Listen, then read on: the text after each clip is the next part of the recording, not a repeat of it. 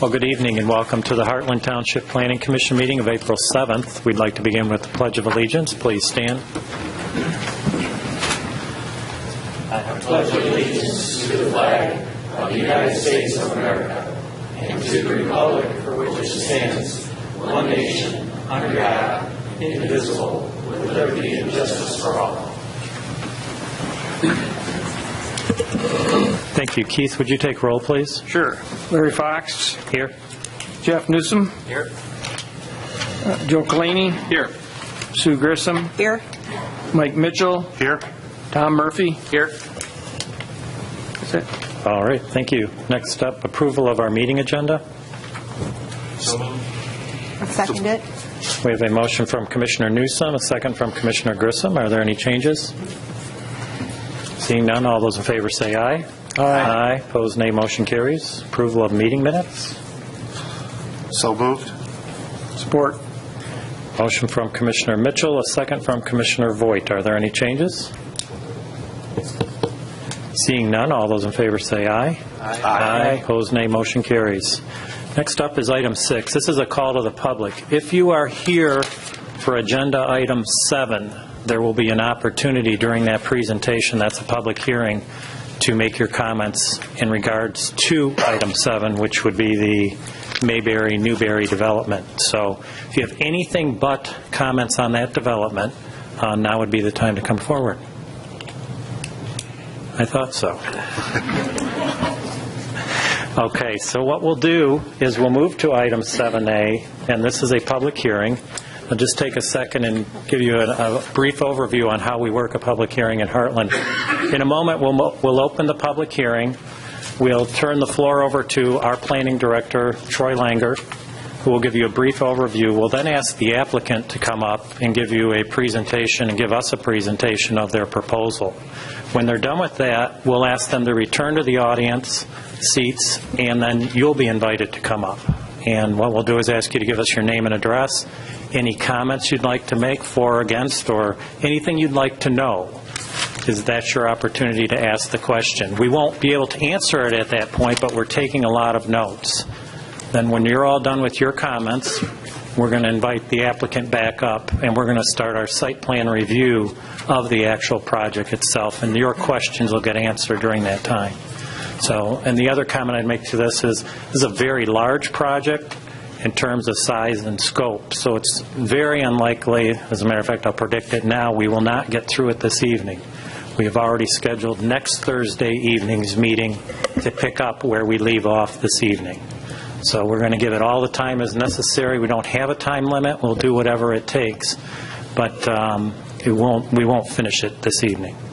So with that being said, what I'd like to do is open the public hearing at 7:04 p.m. for the applicant Scott Thomas, COO of Mayberry Homes, tax ID number 4708-23-400-016 and 4708-26-200-005. The applicant proposes a 108.69-acre planned development consisting of single-family, multiple-family, mixed-use, commercial, and senior residences in 5 phases on the north and south side of M59, west of Pleasant Valley and Fenton Roads. The applicant is in the third step of a 6-step process, and for those that would like to learn more about the actual plan development process that this applicant is going through, you can visit the Hartland Township website at heartlandtwp.com. You'd click on the Planning and Zoning Department, and then Article 3, page 38. That will give you pages of the process that they are going through and how we review a project of this nature. And then I'd also just like to say that for the record, all the public notice requirements for this public hearing have been met. So with that, what I'd like to do is turn the floor over to our planning director, Troy Langer. Thank you. As you've mentioned, this is a mixed-use project located at the corner. Let's see if I can get... this is a zoning map of... yeah. So this would be M59 that would traverse through about the center of the screen, and then going south from there would be Pleasant Valley Road, going north-south. On the north side of M59 would be Fenton Road. And the property that's under consideration, it's actually two parcels. One is, I guess, commonly referred to as the north parcel, which would be on the north side of M59. And the other property would be the south parcel, which would be south of M59. The north parcel is about 30 acres in area. The south parcel is about 78 acres in area. So in total, it's 108 acres, almost 109 acres. They have applied for the plan development to develop this mixed-use project. The plan development process, sometimes referred to as a 6-step process, sometimes referred to as a 3-step process. It's essentially, I think they're saying the same things. It's the conceptual phase requires going to the Planning Commission and to the Township Board. The next phase is the preliminary phase. That also requires going to the Planning Commission and to the Township Board. We would be at that phase right now. We're at the preliminary phase of this project at the Planning Commission. So the next step would be for them, after the Planning Commission has completed its review, would then be for the Township Board.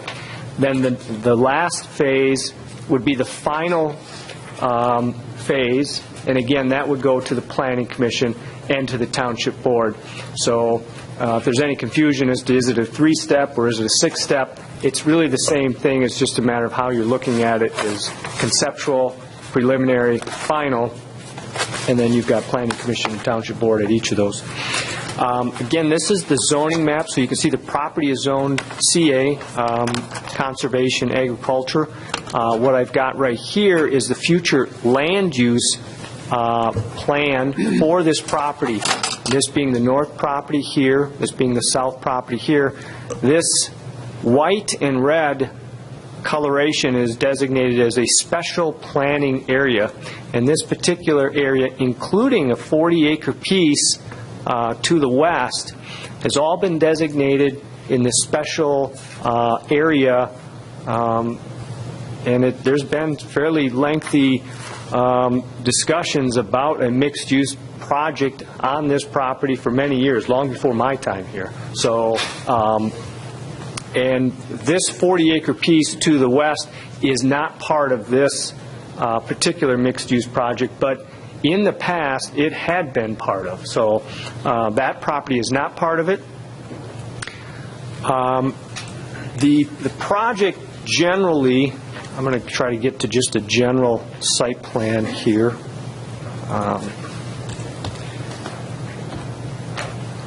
Maybe I can find just a simple general one for you to look at.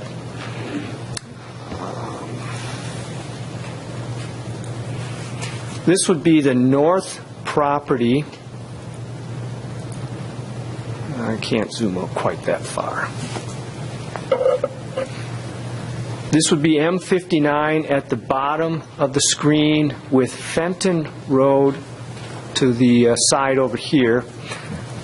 Along M59 and somewhat at the corner is going to be the commercial development on this northern property. Immediately to the west of that is a senior housing complex here, and then to the north of both of those throughout the rest of this property would be a residential component. And it's a mixture of multiple family and single family.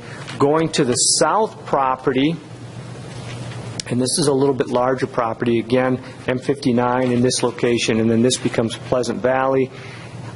In this area, and then extending over here, would be the commercial development.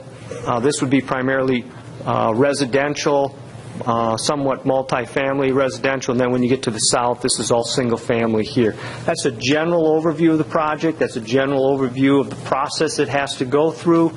That's a general overview of the zoning and future land use plan. So with that, I'll turn it back to you.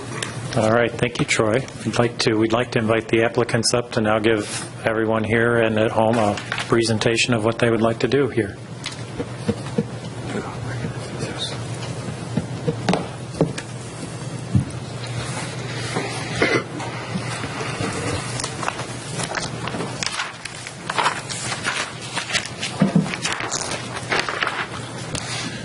I'm Scott Thomas with Mayberry Homes. I've got Deb Cooper and Caitlin Jackson with me from Beckett and Rader. They're our planners for this project. Mayberry Homes, I know you guys know a good bit about them. Public probably doesn't know a lot. You can check out our webpage on www.mayberryhomes.com. We are a home builder out of the Lansing market primarily. We've got a couple of projects scattered around in the Howe area. This will be the first project in this area, but we're primarily out of the Lansing market, and this is what we do. We build communities and do it very effectively. I'd like to read a couple of things in terms of kind of the intent of this project, and then I'm going to turn it over to Caitlin to take us through a presentation.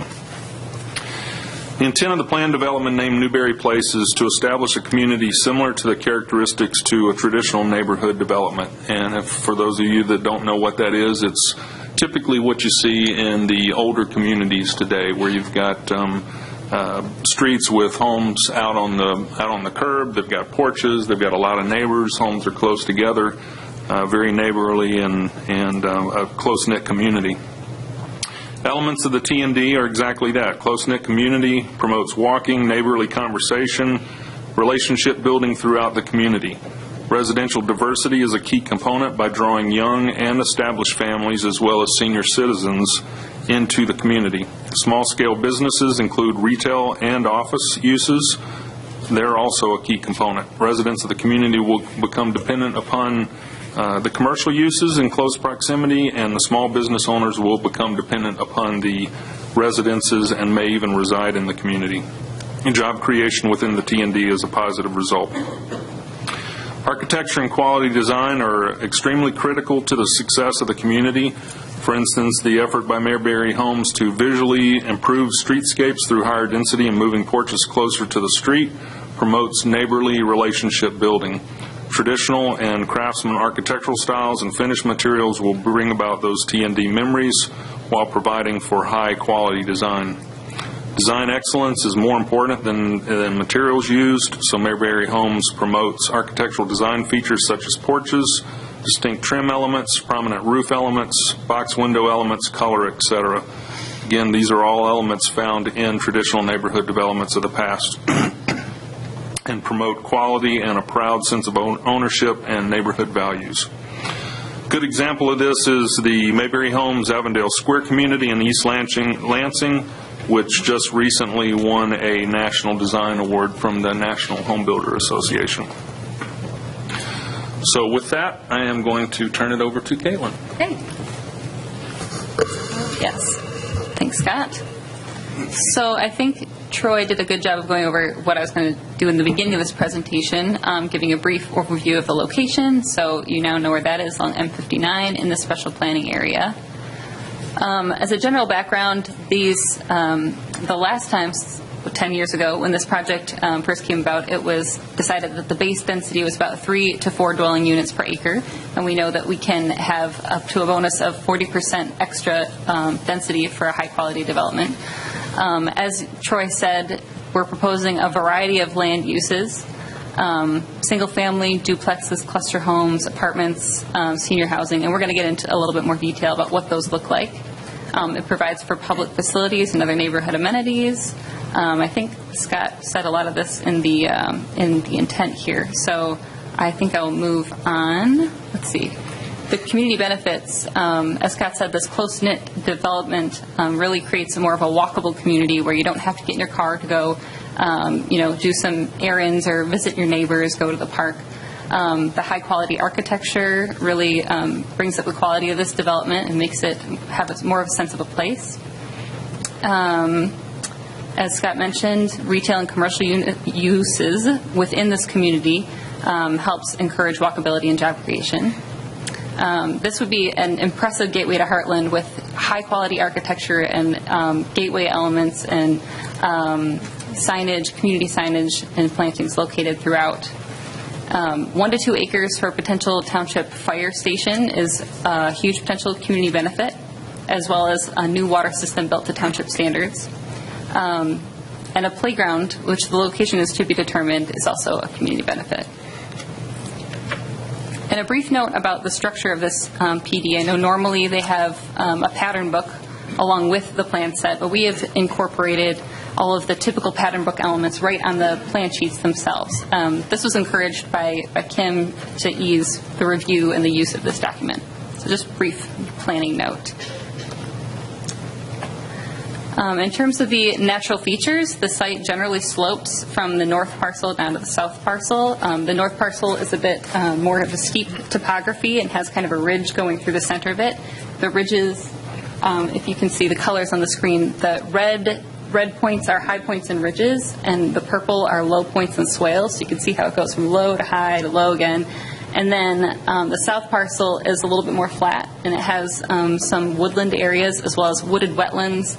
The blue areas are regulated wetlands, and they're wooded wetlands, and then the green areas are unregulated wetlands. And that'll play in a lot to how we actually design this community in order to keep the impact to those important natural features as minimal as possible. We've developed a regulating plan which would help to restrict where different uses could be located on this site. And in general, the site is most dense and intense of uses near M59. The red is a commercial zone. The purple is a mixed-use zone, so a little bit less intense use is allowed in the mixed-use zone, and it could be residential and commercial. The orange areas are a multiple family district, so that has a bit higher density, more uses such as apartments and the cluster homes and duplexes that we'll get into. And then the yellow area is just single family, which is very restrictive. Not much more than single family houses can be built there. So, it steps, it's most high density up by M59 and then really steps down the density as you get to the very north and the very south parts of the site. And then we have tables like this on our plans that help really regulate which specific uses. We've gotten into quite a lot of detail in saying which uses are permitted, which uses would have to have a special use permit. I know there was a comment about that, so we'll get into that later. But we've put a lot of thought into how we would control where the different uses would be, because we don't want, a gas station to be anywhere or apartments to be anywhere near existing single-family residences and things like that. So Troy went into a little bit more detail about the actual layout. I'm not sure which screen to point at here. So this area of the north, we have M59 here, and as Troy said, we go into a mixed use and commercial developments here. This is the senior housing. This is a boulevard entry that comes into the site with a lot of nice landscaping that I'll show you in a little bit. And then we have sort of a main street coming along here that helps you access the commercial parcels. So most public users would be coming in using this street, circulating within the developments and then leaving. But then if you live here, you would go, these are more residential streets. They're a little bit tighter dimension, and they access, these are apartment buildings here in the center of the site, and they're buffered from the existing single-family residences with duplex units and these cluster home units, which are a little bit different of a unit. I'll get into that a little bit detail later. And we have some public spaces on the site at the corners. There's a playground there, and this is potentially a pump house that could be converted also into a community feature, such as a pavilion, or it could include restrooms. Let's see, what else do we have here? We do need to mitigate stormwater on the site, so we have a couple of detention areas on the site as well. And then this is the 55-bed senior housing development here along M59. And on the south site, once again, so this is our mixed-use zone here. So we have commercial buildings fronting the main streets here.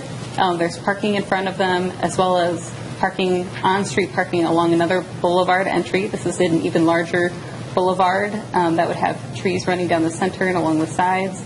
And it would be a very nice view right down into this main central park here.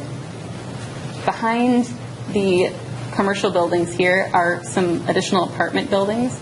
Those go all the way down into this multiple family district here. And then it transitions to the single family housing with some of these cluster homes here, which are, they're 4 buildings sort of on one common drive. And over here we have another set of mixed-use buildings that front the boulevard for a very nice street experience. And then that transitions into the more of the commercial zone right on the corner.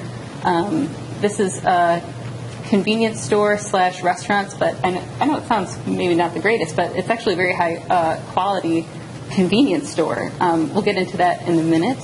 And a gas station, arguably one of the best car washes, arguably one of the best car washes I've ever seen. And so that is kind of nestled here in the corner and buffered by the commercial buildings and some more apartment buildings. Here's the potential fire station site here, as well as another park area. So then we have cluster homes all along this residential street, and then we transition into the single-family neighborhood, which has some great views out the backyards with the existing wetlands that we've been able to protect, these regulated wetlands in the back. Okay, so in total, we have about 139,000 square feet of commercial and mixed-use buildings proposed on the site as it stands in the preliminary development in 22 commercial and mixed-use buildings, and that includes the senior center facility. And then this number actually should be 444 residential units because it does not include the senior care facility. 84 single-family homes, 36 of the duplex units, 46 of the cluster home units, and 278 multiple family units among the 6, 10, and 12 unit buildings. So as we compare the density to the original concept from 2007, the density we have here is 4.98 dwelling units per acre. The original concept was 5.35. So though it's higher than what we originally showed in the conceptual phase, it is lower than what was proposed and approved in 2007. So we have various different streetscapes that help to make this high-quality aesthetic experience. So this is the boulevard that has street trees running down the center. Those would be ornamental trees and canopy trees along the sides in some lawn panels. Sidewalks would be right up against the buildings. This is more of like a traditional downtown setting where you have a 0 lot line setback, and then the planting area by the walk, and then on-street parking is available as well. The 100-foot boulevard is essentially the same scheme, but just a little bit narrower dimensions. Our mixed-use streets are a hybrid between the traditional downtown street on one side with the on-street parking on both sides, and then a little bit larger setback, but still a very small setback in terms of Hartland Township's residential standards to allow for that more tight-knit community, traditional neighborhood development feel. The residential streets, as I said before, are a narrow dimension. This helps to slow down traffic, so when your kids are playing in the yard, you don't have to worry about fast traffic flying by, and people just generally take it slower in neighborhood streets of this dimension when on-street parking is allowed on both sides. And then we have sidewalks, street trees, and the setbacks to the single-family homes. In general, I won't go into too much detail in the landscape plan, but in general, we've tried to either meet or exceed the township landscape standards. In addition to the general planting areas, we have some areas of very, very intense, highly designed plantings, such as on the corners, where this is N59 and this is Pleasant Valley Road. This area would have things like, structure or decorative walls and more intense plantings than you would usually find just along the road. The LAR is the landscape adjacent to road. We've, I believe, met the township standards, but we've organize the plants in more of a designed way rather than just, one plant in equal intervals. We have groupings of plants. The boulevards, we've also gone above and beyond with the use of masonry columns and piers in addition to the required landscape. And we also have community walls on either side of the boulevard. Similarly, even entries that are not boulevards would have the special details such as the masonry piers. We've also taken great care to have a lot of screening in between this parcel and adjacent uses. So this is a cut through between, these would be the cluster homes, and this is existing single family homes. And you can see we have here a 25 minimum setback and a 20-foot minimum screen that would be evergreen trees that would grow up to be very closely spaced, that would really make a nice screen between the two uses. Similarly, on the north, on the east property line, we've done the same thing. This has a little bit of a grade to it here, so there's, you're looking out. So the topography helps the screen as well as the plantings we proposed. At the senior housing, this is M59. We've shown a cut through here that would include the LAR requirement. There was a little bit of confusion about what the topography would be doing, whether we would be looking over the top of the senior housing, but really it's fairly level. You would look out and you would see the landscape along the road, and then you'd have a view of the senior housing development. Where our setbacks are very tight next to some residences, instead of a landscape screen, we've gone with a obscuring fence to help with that screening where a landscape screen just isn't possible. The landscape typicals. Let's get into the architectural products. Scott, did you want to say anything about the architecture? Sure. Yeah, like I said, we've just recently, last year actually, won a design in our neighborhood here that you see Avondale Square. You can see the proximity of those houses next to each other in the whole T&D traditional neighborhood sort of concept. Some of the product that you see in that community, porches, obviously landscaping, walkable community, those types of elements that we're trying to draw into this community as well. That loosens up a little bit as we get into the southern parcel, and the lots get a little bit larger than you will see in this particular design, which is very similar to what we're planning on doing with the duplexes and the cluster product. You would not see garage doors from the street. Okay. Those are hidden. I'll flip right to that. So you can see this is the cluster product. It's actually single-family detached product that shares on a common driveway. And the intent for that, again, is to hide the garage doors and really still kind of create that T&D sort of feel.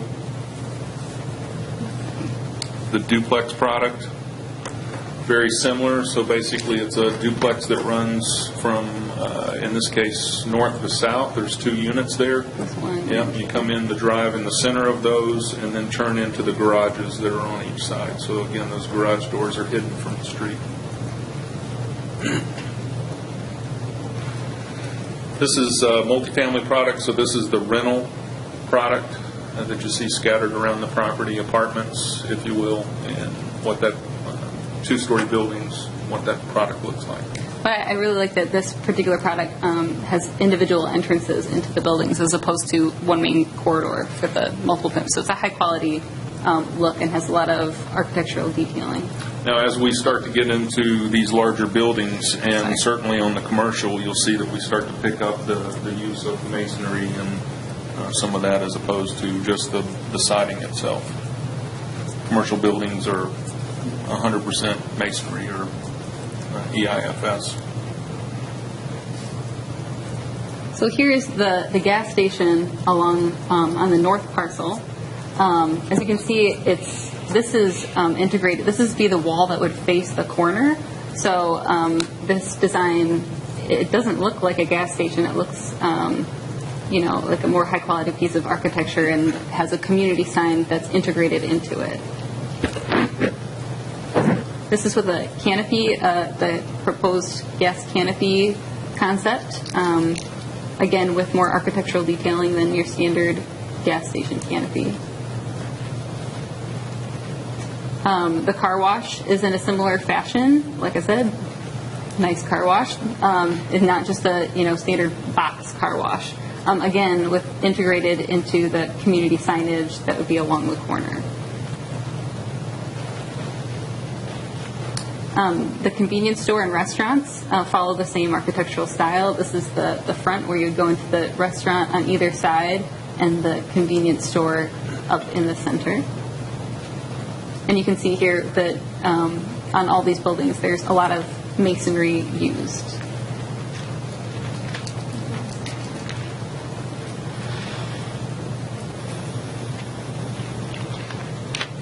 Again, this is the gas canopy on the south parcel, so it's a similar style to the one that's on the north parcel, but a little larger. And here is the conceptual rendering of the senior care product. Did you have anything you wanted to add about this? Not really. This has a mix of materials. Got some siding, got some stone, has some brick. A lot of undulation in terms of the elevation to break up what could be a very linear, long elevation. Lots of glass in the center there where the dining facility and residents will congregate. Should be a very nice facility. There's the architectural elevations. In terms of site furnishings, we've tried to incorporate some of that traditional neighborhood development aesthetic into the furnishings.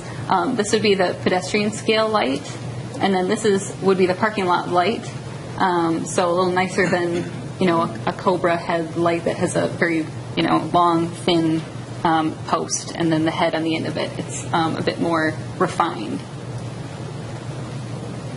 All of the dumpsters, there would be central dumpster locations, and those we've required enclosures around those, as well as landscaping to provide shade and to break up the visual effect of the dumpsters.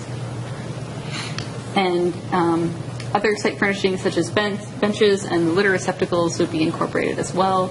This is kind of the style that we have proposed for those. Planters and bike hoops would be there as well, bike hoops especially for encouraging other modes of transportation. Here's what the residential fences would look like if they following the guidelines of this plan development. And then in commercial areas, instead of a wood fence, we have masonry walls and ornamental metal fences, as well as plantings in front of those walls. Here's another conceptual rendering of that building integrated into the community sign. You can see the Newberry Place. So that's what you would see when you would come into Hartland. That's basically that gateway view as you come from the east on M59. Did you want to speak to the phasing plan? Sure. I'm sure we'll get into this more, but basically what we're looking at is phase one would be the grading essentially the 30 acres that are to the north. We obviously do the water, extend the other utilities, sewer, and those types of things. The senior center would go in and that basically would be what would be on the north side. We would go ahead and put in some retention on the north side because we are modifying the grading there. On the south side, essentially the 5 acres there on the corner of Pleasant Valley and M59 is in phase one, so that's the convenience center and all of the outbuildings that go along with that. And those may be phased as well, but that would begin in phase one. From there, it's kind of hard to read all of this, but phase two, we would actually start some of the multifamily on the north side. Yep, over on this side. Possibly some of the commercial, if some of those parcels are sold. There's 2 acres there on the north that probably would begin in phase two as well. And then phase three would flip over to the south side, and we would begin some of the multifamily there. And in phase four, then start the single family, the larger single-family lots. Okay. And there's just a combined view of the phasing plan. And that's all I have. All Thank right. you. That's great. If you would like to return to your seats, what we're going to do now is open this up for all your comments. As I said, we won't interact. We're going to write a lot of notes, and wherever your questions fall when we close the public hearing, we'll start a site plan review with the applicant.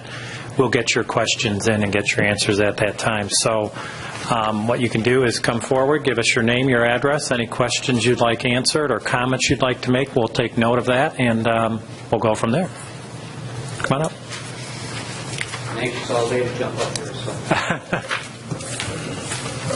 Good evening. My name is Dick Rowe, Richard Rowe, excuse me. Live on Deer Path Lane. My property, the northbound, or the north boundary of the north plot, I own about 3/4 of that, and Don Hearn owns the other part. Goes down from Deer Path all the way to the soccer fields. So, reading the paper this morning, I compliment the township for, number one, kind of knocking the apartment complex on Old 23 and 59, which makes most of us very happy. 3-story buildings. Anyway, tonight, of course, we're talking about the larger development over here on 59, Pleasant Valley, and Fenton Road. One question I do have, I thought the property that we were talking about several years ago, not several years ago, back 5, 6, 7 years ago, whatever, was talking about paving Pleasant Valley from Commerce to north, or to M59, while M59 past Gigler's there, of course, is paved. But anyway, I thought that was part of the plan back several years ago. I may be wrong. I just hope the board doesn't lose sight of why people moved to Hartland to begin with. Because Hartland is not a busy community, or hasn't been, and I've lived here for a little over 10 years, and the developments have been very casual, subtle, and not a great impact to the community as far as the ambiance of Hartland. And I certainly hope the board doesn't look at this and say, good, let's make a good metro area here, and with the traffic issues, et cetera. So hopefully we look at this, that reasons why we moved here was because of the quietness, the ambience of the area, et cetera.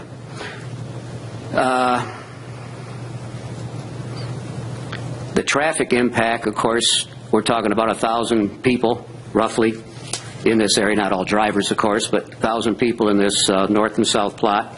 I'm very concerned with, I think what most residents are concerned with. Traffic is always an issue on M59. When my wife and I cross over, going east, and cross over to Fenton Road, many times we look up there and say, oh, here comes NASCAR, 43 cars coming down that hill. So I can just see that, this is just going to impact it even more.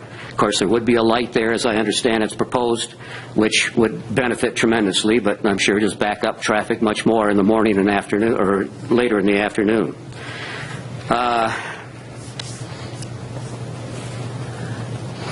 The cluster homes concern me. I still don't know. I know what a cluster home is, the four homes in a parcel, but I don't know if those are rentals or if those are condos or if those are individual homes. Private homes. My understanding, I think they were supposed to be rentals, but that'll have to come out later, I guess, because you're not going to answer those questions. But that concerns us because that is the part that is going to be bordering the north side of the north parcel. And we have residents that are going to be staring right at those homes on a daily basis instead of the corn and the wheat blowing in the wind. So this does concern us tremendously. And what type of border that we can put up there. Trees, I don't think, are going to do it because we look at it that kids are going to be coming over onto our properties along that Deer Path Lane, as well as my backyard getting to the soccer fields. So what I propose, and the neighbors were proposing, is put up a a private brick wall, 6 foot, whatever is required, but a nice privacy, which with a nice cap on top would be a nice ambiance for both sides of the residents that live in the cluster homes, as well as the residents on Deer Path. The two would never meet. And that's what I'm proposing, and the neighbors were strongly in favor of that also. I think that was just about it. One other thing, I noticed that on your website you came out with the citizen engagement and priority assessment, which I took part in. I think it was in 12, not last year's, but everything was very high marked as far as the Hartland community, how we love Hartland community, the economy, the place to live, we remain in the community. All of a sudden now we're getting into this major area on these two corners, and what comes next after that. So as much as as beautiful as these places will be, and I'm sure they have developments around in the Lansing area, which I'm sure are very nice, but is that what Hartland wants? And if we took a vote on that, probably of the township, maybe the residents wouldn't care for it. But that's, I guess, why we're here. Basically, that's all I have. Thank you for your time. All right, well, thank you very much. Sure, come on up.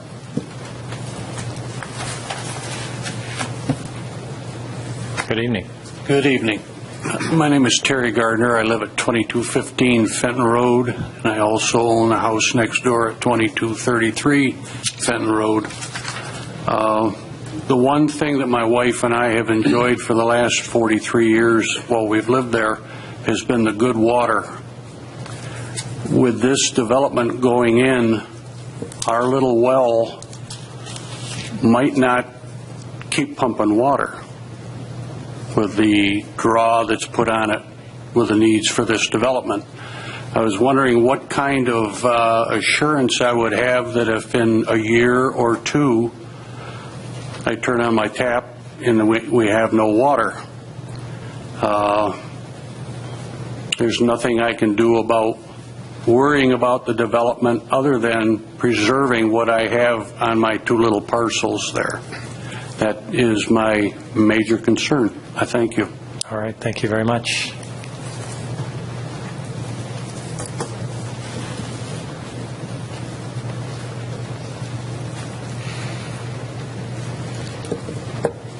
Hello. Hello. My name is Charles Johnson. I live at 12833 Deer Path Lane. Basically, it's right about in the middle of the arc that shows Deer Path. I have several concerns about this plan, or any plan for that area. Primarily, I moved out here 16 years ago to get out of the city. And in looking at the plans, it looks like they're trying to bring the city back to me. And I'm not real happy about that. Second concern is what type of a barrier is between the development and Deer Path Lane, which is a privately owned street. At this point, they're talking about putting up some type of an evergreen tree. Well, what size? If you're going to put in 3 or 4 foot evergreens, I'll be dead long before they ever become a barrier. I would like to see something much more permanent, much more stable, and considerably higher to keep basically everybody off the area that is all private property. The main concern is we're talking about putting in several apartment buildings, and I don't really know the extent of how many people will be in it, but wherever there's going to be people, there's going to be kids or grandkids. And without some type of a barrier, they're going to be coming over onto everybody else's property. I have a pond that's partially on my property, and then right behind me is, quote, Bullard Lake, but it's Bullard Swamp where I live. I guess another concern, like was just mentioned, is the well water. Basically, my house is right in between well A and well B, and we've already had an issue where they put in a test well, and they're bringing the big trucks in and coming down a private road, going through the neighbor's property to get there. Once we informed them of that, they stopped and they started going around, but they were pretty well done. It's also, like I say, a private street. We've had surveyors parking their vehicles up and down the street.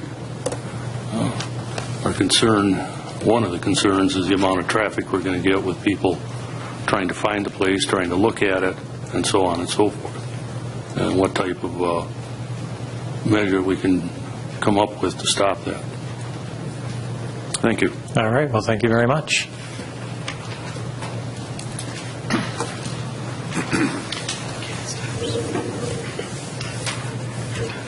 Good evening.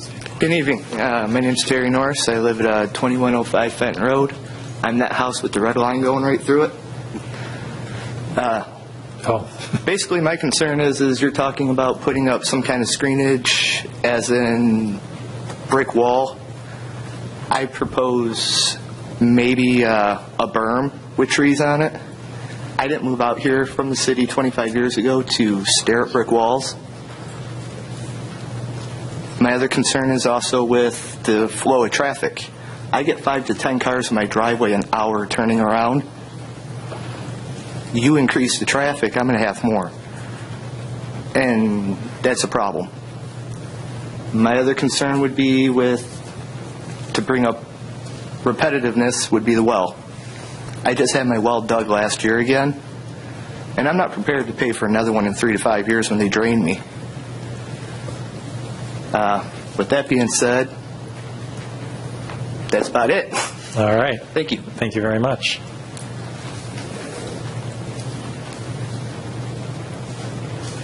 Well, good evening. Hi, how are you? Great. My name's Dana Gardner. I live at 2215 Fenton, and we also own 2233 Fenton Road. And I have been a lifetime Hartland person. I've been born, raised into 4 generations. So I've been here, and I've seen a lot of changes. My question is, this looks like a very, very nice complex. It does, but not from my backyard. I don't want to see it either. But where are all these people supposed to be coming from that we're supposed to be filling all these subdivisions in? I look at the paper and I see all these proposals. What are we expecting out here? Can we handle it? Is there police protection? We can't even get anybody to come now when we call. So I worry about things like that. I worry about the commercial area. Fenton Road is a death trap, and we see accidents, hear them go on all the time of people trying to cut across 59. So I worry about if there's going to be egress, ingress coming from Fenton Road, it is not going to be able to handle it. And I was wondering if the DOT is involved in this. Do they know what to expect for the traffic? I worry about all the people that we're going to have in our backyards. What risk do we have? What protection we have? What guarantees do we have as the homeowners that are going to be bordering all of this for the future plans? I mean, Terry and I were retiring here soon. It's like, this is not what I want for my retirement since we've been there for so long. And that was all I really have a concern is, and again, the water. We stay there because we have the best water, I think, in this community, and I hate to even lose what we have. Thank you. Well, thank you very much. Anyone else?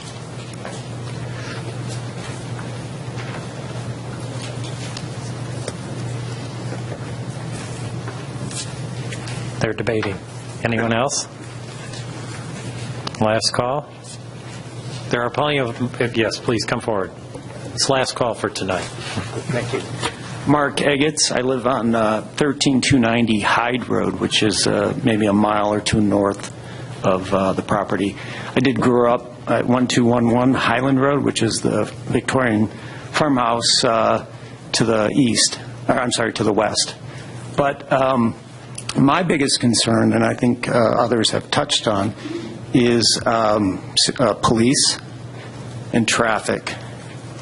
It's already very risky, that intersection. I drive it every day.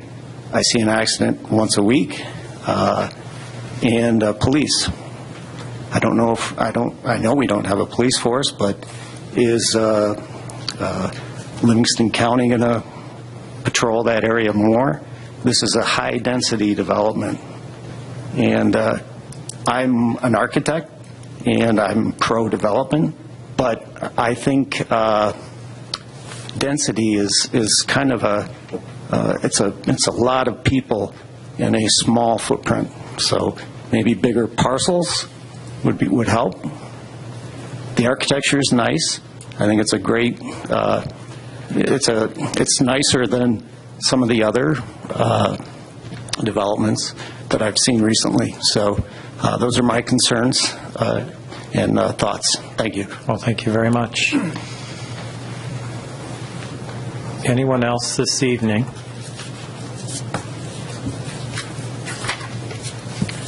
Okay, let's go ahead and close the public. Oops, come on up, sorry. I moved too quickly. Kim Porat. I live at 1385 Pleasant Valley Road. I also own the house on Fenton Road, 2155. And I live on the south parcel. It would be the farm there at Giggler Farms. And we currently also own the property where Hartland Sand and Gravel is at, too. Which Terry and Dana Gardner are my cousins, so it's a very close community family thing. Our family's been here since 1923, and I think we are currently the last farmers in Hartland Township. And I just wanted to know that, we believe on safety, everything else, but I want guaranteed that somehow some type of a buffer, natural buffer between the development and our farm. And also for the gravel pit, it's an active gravel pit, and you're going to have kids over there wondering what's going on, or crossing the road there to see what's into the gravel pit. And levee that we do this sand and gravel with, they're concerned with that also too. With heavy equipment, you can't see kids behind loaders and everything. Same way with us, we got livestock, and you got people going over. People don't care about fences anymore. They think it's just property. They have the right to do anything they want, they think. So I just want to know what kind of, what we have as a guarantee, too, to keep a natural buffer. I don't want to look at a brick wall either. And like I said, we've been here since 1923. Well, thank you very much.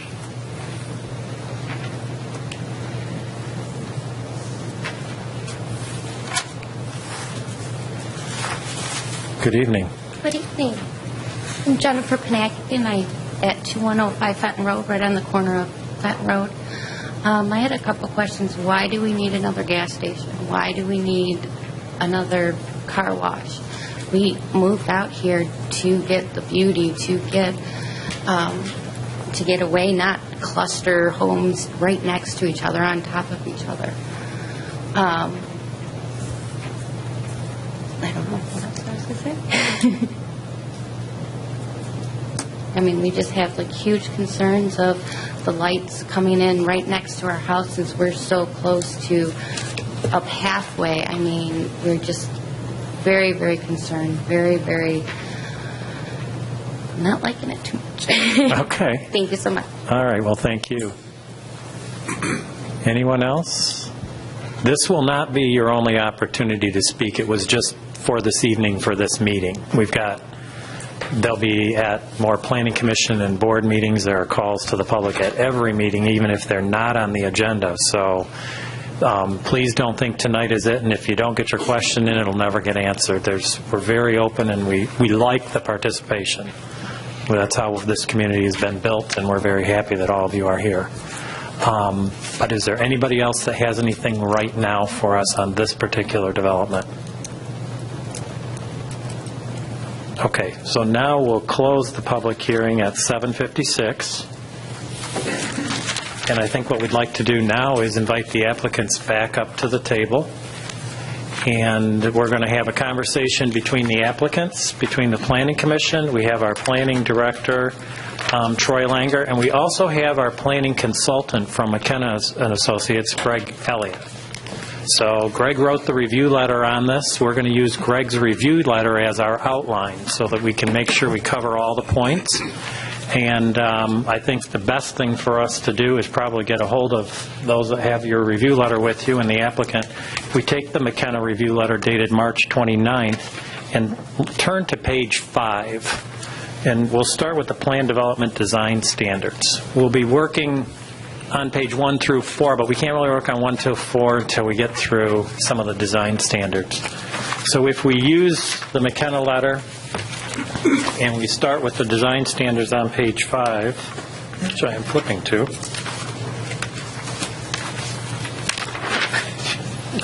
I had to have notes. The first thing up is the permitted uses, talking about the applicant referred to different areas of the development being able to have different types of businesses, or what we call uses, different things that they can do on the property. And I think maybe I'd like to turn it over to Greg and ask him to maybe walk us through some of the uses and some of your thoughts on the uses that are proposed. So one of the design standards for a plan development is that the permitted uses be consistent with the uses specified in the future land use plan, as Troy mentioned and others have as well. This is a special planning area, and so for the most part, the uses that are proposed are consistent with what was visualized in that plan. The one kind of notable exception that we want to bring to your attention is the number of auto-oriented commercial uses that are proposed. There are 2 gas stations, a car wash, 3 drive-through establishments, all illustrated in the preliminary plan development plan.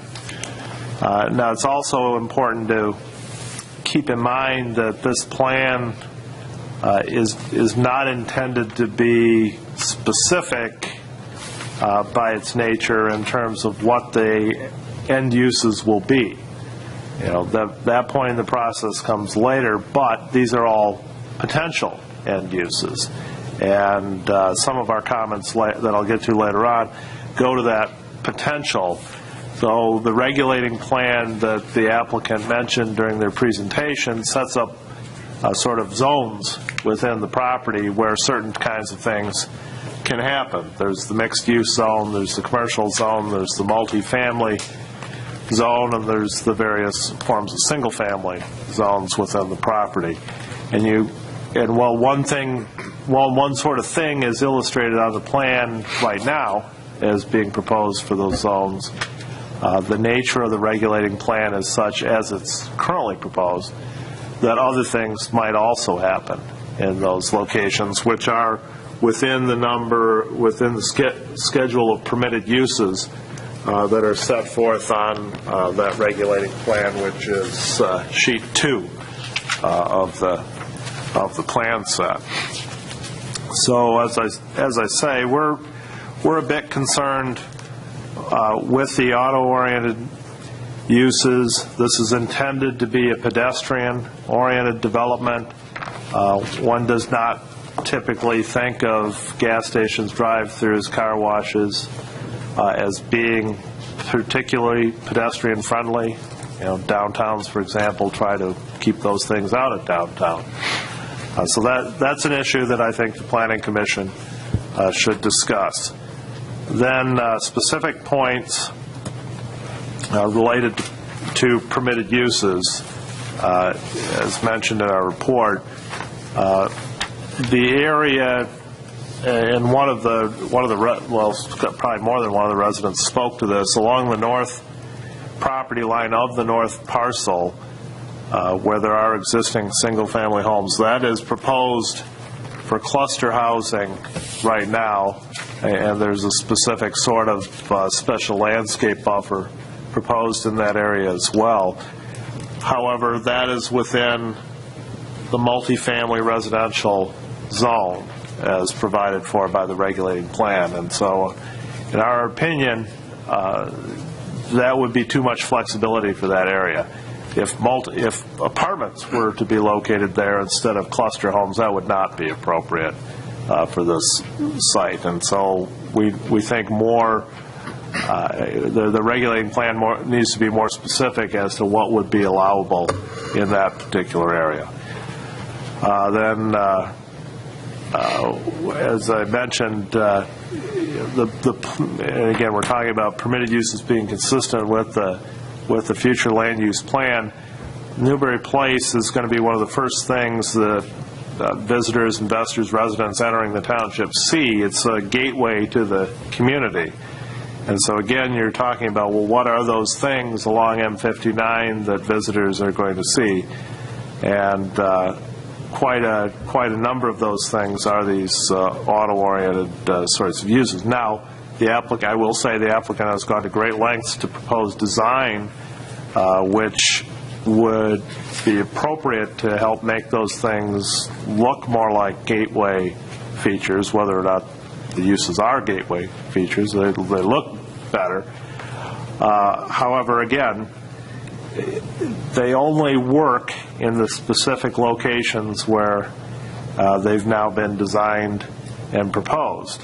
So the regulating plan, if you're comfortable with those uses at all, needs to be more needs to be more specific as to those things that are location sensitive. So, for example, where the car wash has been designed to appear as, not much more than a roof on the corner, the southwest corner there of Pleasant Valley Road and M59, that's the only place it works. The topography allows it to look that way in that specific location. It's not going to be appropriate somewhere else on the site. And so, if you're comfortable with the mix of uses, and that's question one, then some of those uses are location sensitive, and that needs to be more specifically tied down, in our opinion, on the regulating plan. And then the applicant also touched on the idea of special land uses within the mix of uses for the PD. In our experience, it's unusual, I won't say it's completely without precedent, but it's unusual to have special land uses in a PD. We're talking about a specific parcel of land, and we're considering at this time, what are in essence the zoning regulations for that parcel of land. We should be able to determine whether or not a use is appropriate or not appropriate at this time, and that's what the regulating plan is about. So I would kind of discourage the idea of punting on uses until later that might or might not be appropriate at some future time. I think now's the time to decide if uses are appropriate, and then if there are things that they want to add later on, there's an amendment process within the plan development procedures whereby the plan could be amended to provide for additional uses at some future point, in essence through a sort of a rezoning process. So that's item one. I don't know if you want me to go through all the items or start with permitted uses. No, we're going to do the uses right now and allow you the opportunity to respond to that. I'm sure there are some questions coming out of here. Yeah, a couple of things, and then you guys can follow up as well. But we definitely, from where we were previously to where we were now, or where we are now, in terms of trying to create a regulating plan, we've attempted to try and lock down the uses. For instance, one of the things you'll see is, we're allowing one gas station on the north and one gas station on the south. So if there's other things that we can do, if it's only one gas station that's preferred on the site, period, then I guess those are the things that we need to talk about in terms of, what the Planning Commission's looking for. So I guess we just need some better direction in terms of where we need to go with that, because we feel like we've done a fairly decent job in terms of trying to regulate what those uses are. The other is, in terms of the gateway feature, we certainly don't have an issue with locking that down to those locations. I think that was the intent, and like you say, it was designed specifically to try and create that sort of a feature as you come in with signage and landscaping and really block the views into those. We've seen those structures built in other locations, and they're very successful. I mean, you don't, like in the case of the small gas station on the north side, you really won't even know it's there except for for a sign kind of indicating that the gas station's there. So obviously, local residents will learn it over time. But so again, we just need some direction in terms of how you'd like to see that. I think those were my comments. That's the multiple family one? Yep. Yes. So we do have a specific point in the regulating plan that says that multiple family residential uses shall be constructed a minimum of 200 feet from any property line abutting an existing single-family residential district, and the residential density of that particular district is capped at 12 units per acre. So this is intended to limit just that, having apartments along that north side where there's existing single-family homes abutting that property. It's not as much of an issue on the south side because nothing is developed adjacent to it yet. But yes, so we do have a regulation to limit the location of those apartments. Okay. And that was done specifically, again, after our comments in some previous meetings where there was some concern that we could go in and put apartments where the duplexes or where the clusters were, and we felt like the approach to stop that from happening was to give it a boundary, if you will, from existing residential uses. Okay. Questions from the commission? Yeah, I've got a comment. I guess if we're starting there, I think that, and maybe Greg, you can help me on this one. You're saying that you're not confident in what they're proposing does lock down that use on that northern property line. Well, I hear what they're saying about it not being able to be multiple family for the reason that would be within 200 feet of existing residences. However, to some extent, I think we're overthinking the regulating plan. If what you want there, if what you're comfortable with is cluster housing, if that's what you're comfortable with, then that's what should be there. And, we shouldn't kind of punt on that issue till later on and wait and see if that's what comes up. Those kind of sensitive, it's really kind of the same issue as where is the gas station, where is the car wash. Those kind of location-sensitive issues, I really think should be decided. And it's great to have, a lot of thought has gone into this regulating plan to make it a workable document, and it's great to infuse it with a lot of flexibility, but in certain instances like that, I don't think flexibility is appropriate. I think these folks need to know, and you want to know, how that boundary is going to be treated. Yep. So I guess if we're talking about these properties then, are these purchased, these are going to be owned, or is it like site condo, or? Yeah, they're all for sale. Okay. So there are no rentals in the cluster homes? No. And does that apply also to the multifamily that you've got proposed on the duplex? The duplexes are also for sale. They're all owned. Mm-hmm. So do we only have rentals in the only apartments? rentals are the apartments themselves. So everything else is for sale? Correct. Okay. I guess just generally, now that doesn't obviously stop somebody from purchasing those and selling them, much like you're hearing in terms of residential that's already out there. But you don't have, but we have Mayberry cluster homes for rent for $2,000 a month. Is there anything going to be stopping them from using them as a rental, buying it and renting it out? Nothing that we would control. Okay.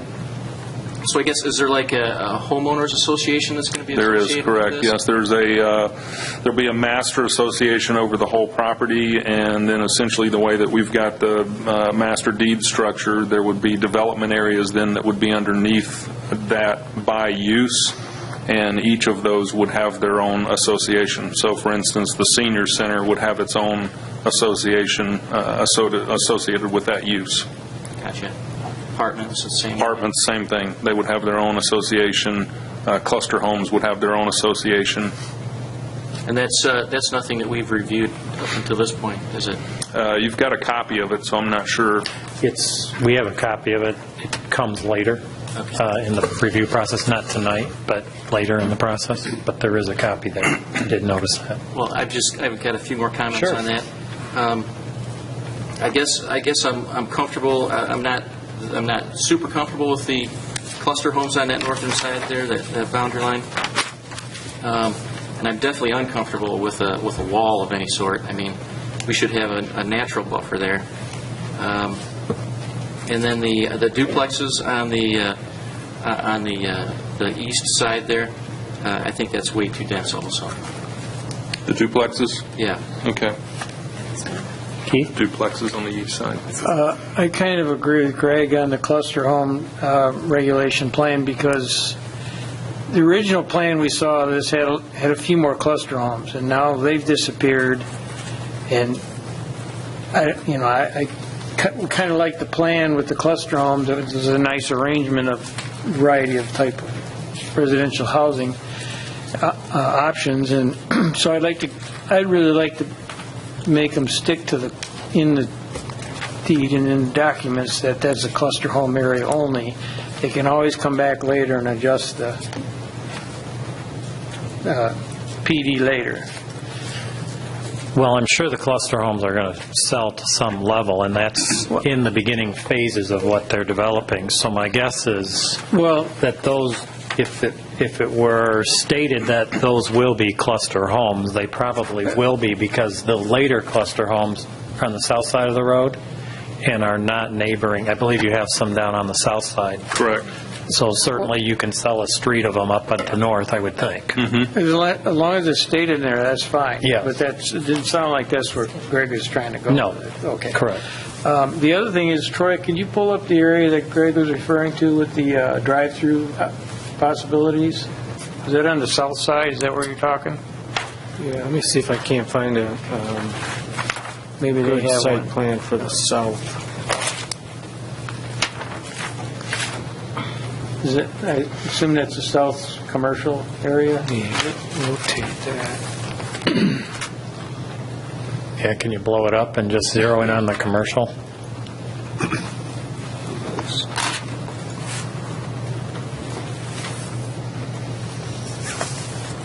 Okay. So this that's is the north side there, right? So is that This is the That's the south. Yep, this is M59 at the top of the screen, then this is Pleasant Valley coming to the south. So this is the large convenience store with retail and/or restaurants on either side of it, the canopy here, the car wash is in this area. So these are commercial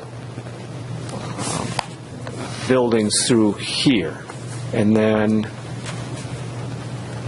is this I the area believe those you were, are mixed use. mixed use? Is this the area you were talking about, Commissioner Voigt, or is there? Well, I want to know what they're talking about which area Greg was referring The to. drive-throughs are on the north, I believe, aren't they?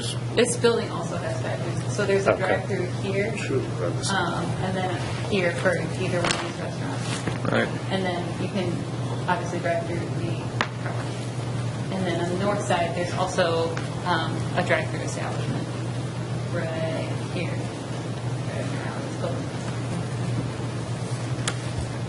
Okay. My issue isn't, I'm not as opposed to the drive-through. I think we're a society of convenience. I understand this is a neighborhood walking type community, but if these businesses are going to depend just on the people that live there, they're not going to be in business very long. Exactly. So your coffee shop is going to be lined up in the morning, not only with the people that live there that want to buy coffee, but all the people coming from Highland Township that are getting to the freeway. So I'm not concerned about the drive-through. I think if they can deal with them architecturally and landscaping-wise, your architecture is very nice, as was noted here by someone else in the public. And I think that's just part of the requirement. It's just, you just can't look like, a block building with a menu sign posted up in the air. I think to your point, the question is how many of those, and this is something that we tried to define a little bit, but how many drive-throughs do you allow? Again, to your point, it's a matter of convenience, and almost every small business that you see nowadays has some sort of aspect like that, laundries and coffee shops and Starbucks. I would recommend in the two commercial PDs that we have here, particularly the one with the Meyer development in it, we just limit the number. The number of actual drive-throughs. The number of drive-throughs. They're allowed one bank with up to four drive-throughs. They're allowed 2 fast food restaurants with 2 drive-throughs. So it allows some flexibility as to what your uses can be. They're limited to commercial, but it allows you the opportunity to put the business together and the owner of that business to select the site, and should you choose to give them a drive-through, that they can be successful. Pure failure would be a coffee shop without a drive-through today. I mean, most of their business comes through the drive-through. So you can't put a coffee shop in without a drive-through. I truly believe you need that. So I don't have... I had one in the township. Yeah. It's been there for a long time. But I think that the coffee shops and those types of things do better with a drive-through. And your banks, those types of things. I wasn't trying to imply that I was not in favor of them. I just wanted to get a picture of them. Well, I'm reacting to Greg's comment. Is that something we're comfortable with? I would be comfortable with the drive-through because I think it's part of society today. I'm comfortable generally with drive-throughs. I don't like the location of that one. It's a very intense use to be located right next to a single-family residence.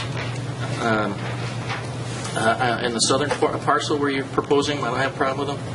But on that northern parcel, I have a real problem with that one. We got some pretty strict ordinances, too, for drive-throughs, so for them to meet them all, it may be difficult in some of those sites anyway.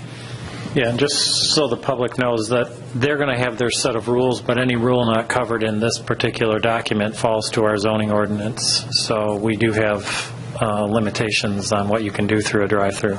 The stacking, the noise, the decibel readings, and I agree with Keith, there could be a potential issue. You'll need to see whether you can meet that, because those people living on the corner can't hear it.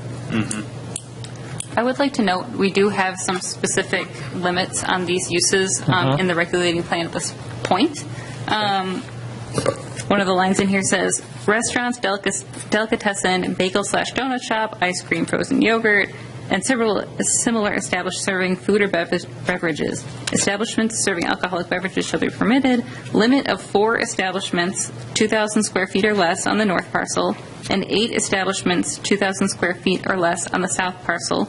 Only 50% are permitted to have a drive-through.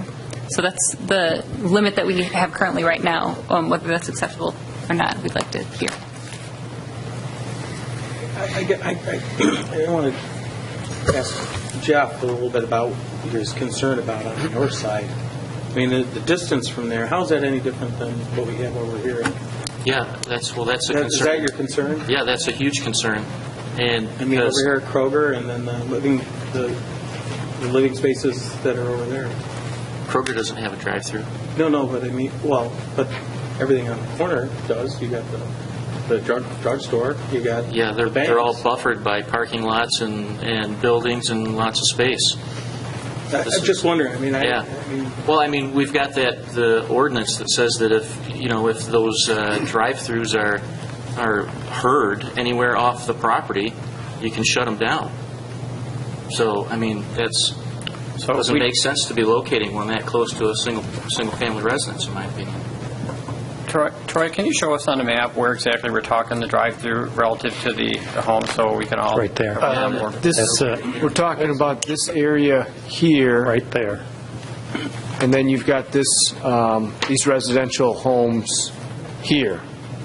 I guess you'd also have these residential homes over here as well. But I think that what I'm hearing is the concern of the existing homes that are already here, not so much the proposed ones. But this is the area, so the vehicles would somehow drive in and around to... Probably the ordering station and the speaker would be pointed at 59, would be my guess, or on the back of the building, so it may be okay for them. So maybe we rearrange where those are, and that's, instead of having them that close, maybe they're more... Well, that's something you can work on. I think they need to be aware of our noise ordinance for drive-throughs, and I think through some good landscaping and however you're going to do your buffering. When you're talking about heard, that's what you're talking about, is the speaker itself? Yep. Yeah. The communication from inside the store to the car. Sure, makes sense. So you can't hear it off the property line. And maybe the easy way to do it is just have a distance, like you had mentioned, the 200-foot distance, kind of work that out. And that still gives you the flexibility, but the distance factors in. So there was also remember the KFC that we put in, the Kentucky Fried. So there was not just a concern about the sound, but it was about the headlights and the lights in the direction they were pointing. So screening is going to be really important there. Sure. Especially with, I think, the flow of traffic there is probably going to be directly to the north. Towards the residents, yes. Yeah, Right. we do have a cross-section through this exact place that we're looking at. Troy, I can pull it up on my screen, otherwise Yeah, if you give me do it on yours. I'm a little new here. I'm not that quick at the helm at this stuff. I got to so. get to the page too, so. Sorry, I'm looking for it here. Quicker than her, evidently. Just going to figure out where my cross-section is.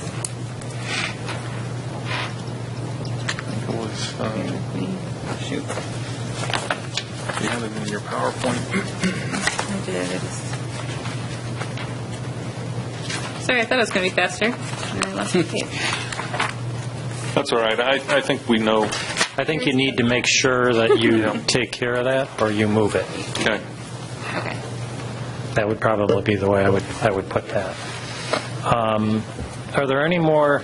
I found no other place in the letter here but to address maybe this permitted uses chart that Greg referred to on page 2, which really can't be blown up on the screen because it would be the small legal type that you would typically see. But on our large 24 by 36 copies, there are a few things that you had checked off as either a special use or a permitted use.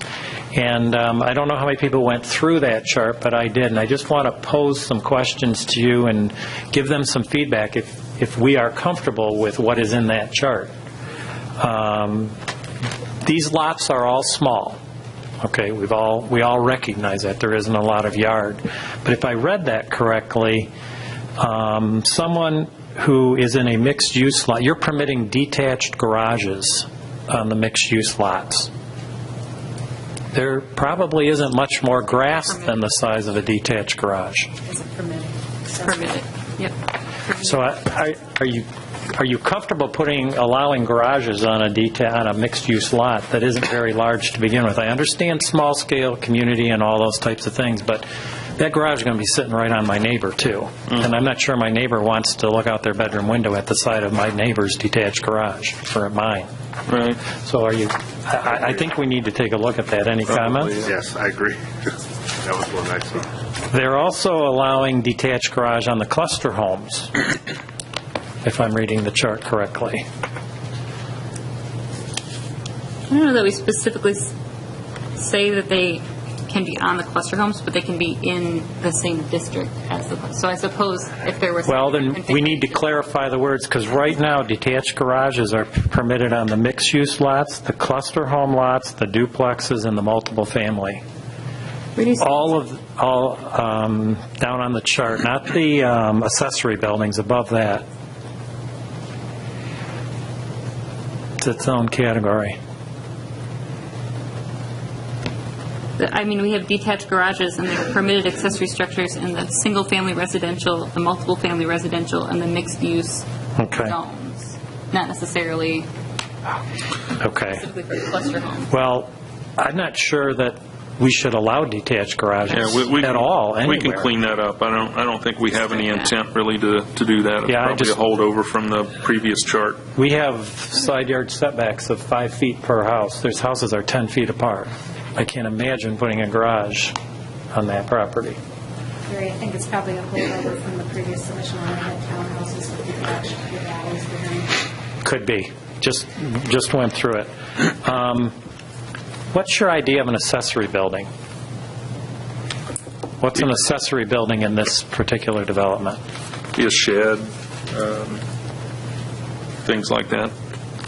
Again, do you want those? I'm not sure. It's a question. Right now, I think they're allowed in the mixed use again, the cluster, the duplex. Right. These lots are very small. Well, I think the other thing you got to think about there is the homes are small in a lot of cases too, and is there enough storage within the home? I think a lot of people live that way today, but yeah, it's a question more than a statement. I mean, I wouldn't allow them on the. I would like to see accessory structures like sheds on these such small lots. I can see them, because they wouldn't be part of the development. Whoever moves there would be putting them in. So that it would, to some degree, it would impact the overall development being so close to one another. I mean, I know that in certain, you have to build those within your, on the site condos, you got to build them within a certain envelope. And they have those rules on theirs also. They typically have, but even then, they have setbacks from in that envelope, and those are typically close. It's not. It's more of a question and opinion. I know what I would want. I'm posing it to everybody because this is whatever gets decided here. And if this plan moves ahead and does get approved, is what's going to be permitted. If I moved in there, I would hate to have my neighbor again put a shed 5 feet from my dining room window, and he says, "Well, it's approved. I can do it." Well, that's just creating conflict that we don't. That's not very neighborly. Mm-hmm. Isn't that typically left up to the homeowners association? It's permitted in this chart, though. Well, we have architectural control. Take them out of the over it. chart. Don't permit them. Right. It's probably not a place to put it. But what they do is, if it's not permitted, that would be inserted into the master deed and the bylaws. And so they wouldn't be permitted to construct those under those rules. So you're probably saying, you're smiling, is... We were putting aside, we both have sheds in our backyard. Right. They're beautiful. But Well, they can be, but these don't have to be. But you have a backyard. All we're going to get here is the neighbors complaining about one another. And if this is the nice neighborly community where everybody's happy, holding hands, I just don't think a shed, So our lots only 6.5. Yeah, I mean, well, we- I didn't notice. I didn't call the single family out. I'm just looking at these cluster and duplexes. I mean, those duplexes between the units is all driveway. They got like I 20 would think feet in on their backyard. duplexes it would not be allowed, but and maybe not even on the clusters, but certainly on the single family, the large single family lots. So the large single family lot's okay. The rest of it, I think you need to reconsider. Okay. All right. So, but on that note, with the large single family, if they are, is there an architectural control committee that you'd have to approve these? Yes. So there's a fences, any out structures, anything like that. So I would And they agree. have setbacks. So I would agree then with the single family homes, it would be a little more reasonable to be permitted. They still don't have much yard, but there's a little more yard. Yeah. So they all have garages, I would guess. Is that correct? Correct. Yeah. The other thing, I believe, permitted in the chart, if I'm reading it right, you want the flexibility to put cluster homes in place of single-family homes. Did I read the chart right? That is how we have it. They're permitted in the single-family residential district. I get the idea of needing a lot of flexibility here and, market trends and all those things. But I think part of the intrigue of your development is the flexibility of housing.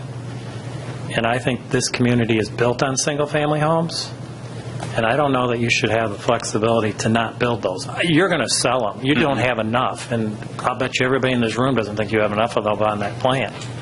And I assure you, you probably don't personally. But do you want to remove single-family homes from the program for cluster homes? Do you want that flexibility to it? I agree with you. No, I don't think it should be permitted. I think that should be a revision to the plan if they so desire it down the road. So if we see the market has changed in a couple of years or 3 years from now, you can come back for an amendment. And when we do an amendment, you'll all get your letters that we're having a meeting. But, and it'll be advertised. But I just think that we need to stick with this concept. Yeah, I think we're fine with that. Okay. Another flexibility thing, if I'm reading the chart correctly, you want to be able to take the mixed use out and replace it with apartments. We have apartments that are permitted within the mixed-use zone, which makes it more of a mixed-use zone. I mean, if we didn't have apartments or any residential units permitted there, I suppose you could have mixed-use buildings with stacked residential above, but yes, it wouldn't be so much the the multiple family. How do you read the chart? I just want to make sure I'm reading it right. I read the chart that multiple family dwellings are permitted within the multiple family residential district as well as the mixed use district. So where would that be? Where would we, from the site plan you showed us? So you had shown us some squares and boxes of different buildings. Which area is that? If you pull up the regulating,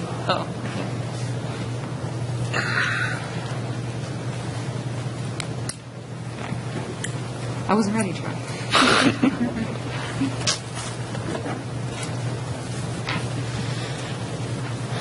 So, okay, just a couple more. Okay. Regulating plan. Okay. So, the mixed-use zones are this just darker shaded area here, as well as this one on. Oh, can you see my mouse? Maybe I missed it. This zone is mixed use, as well as this zone here. And then this is multiple family, this block. And this block here is multiple family. So apartments could, except for they can't be on the edges here.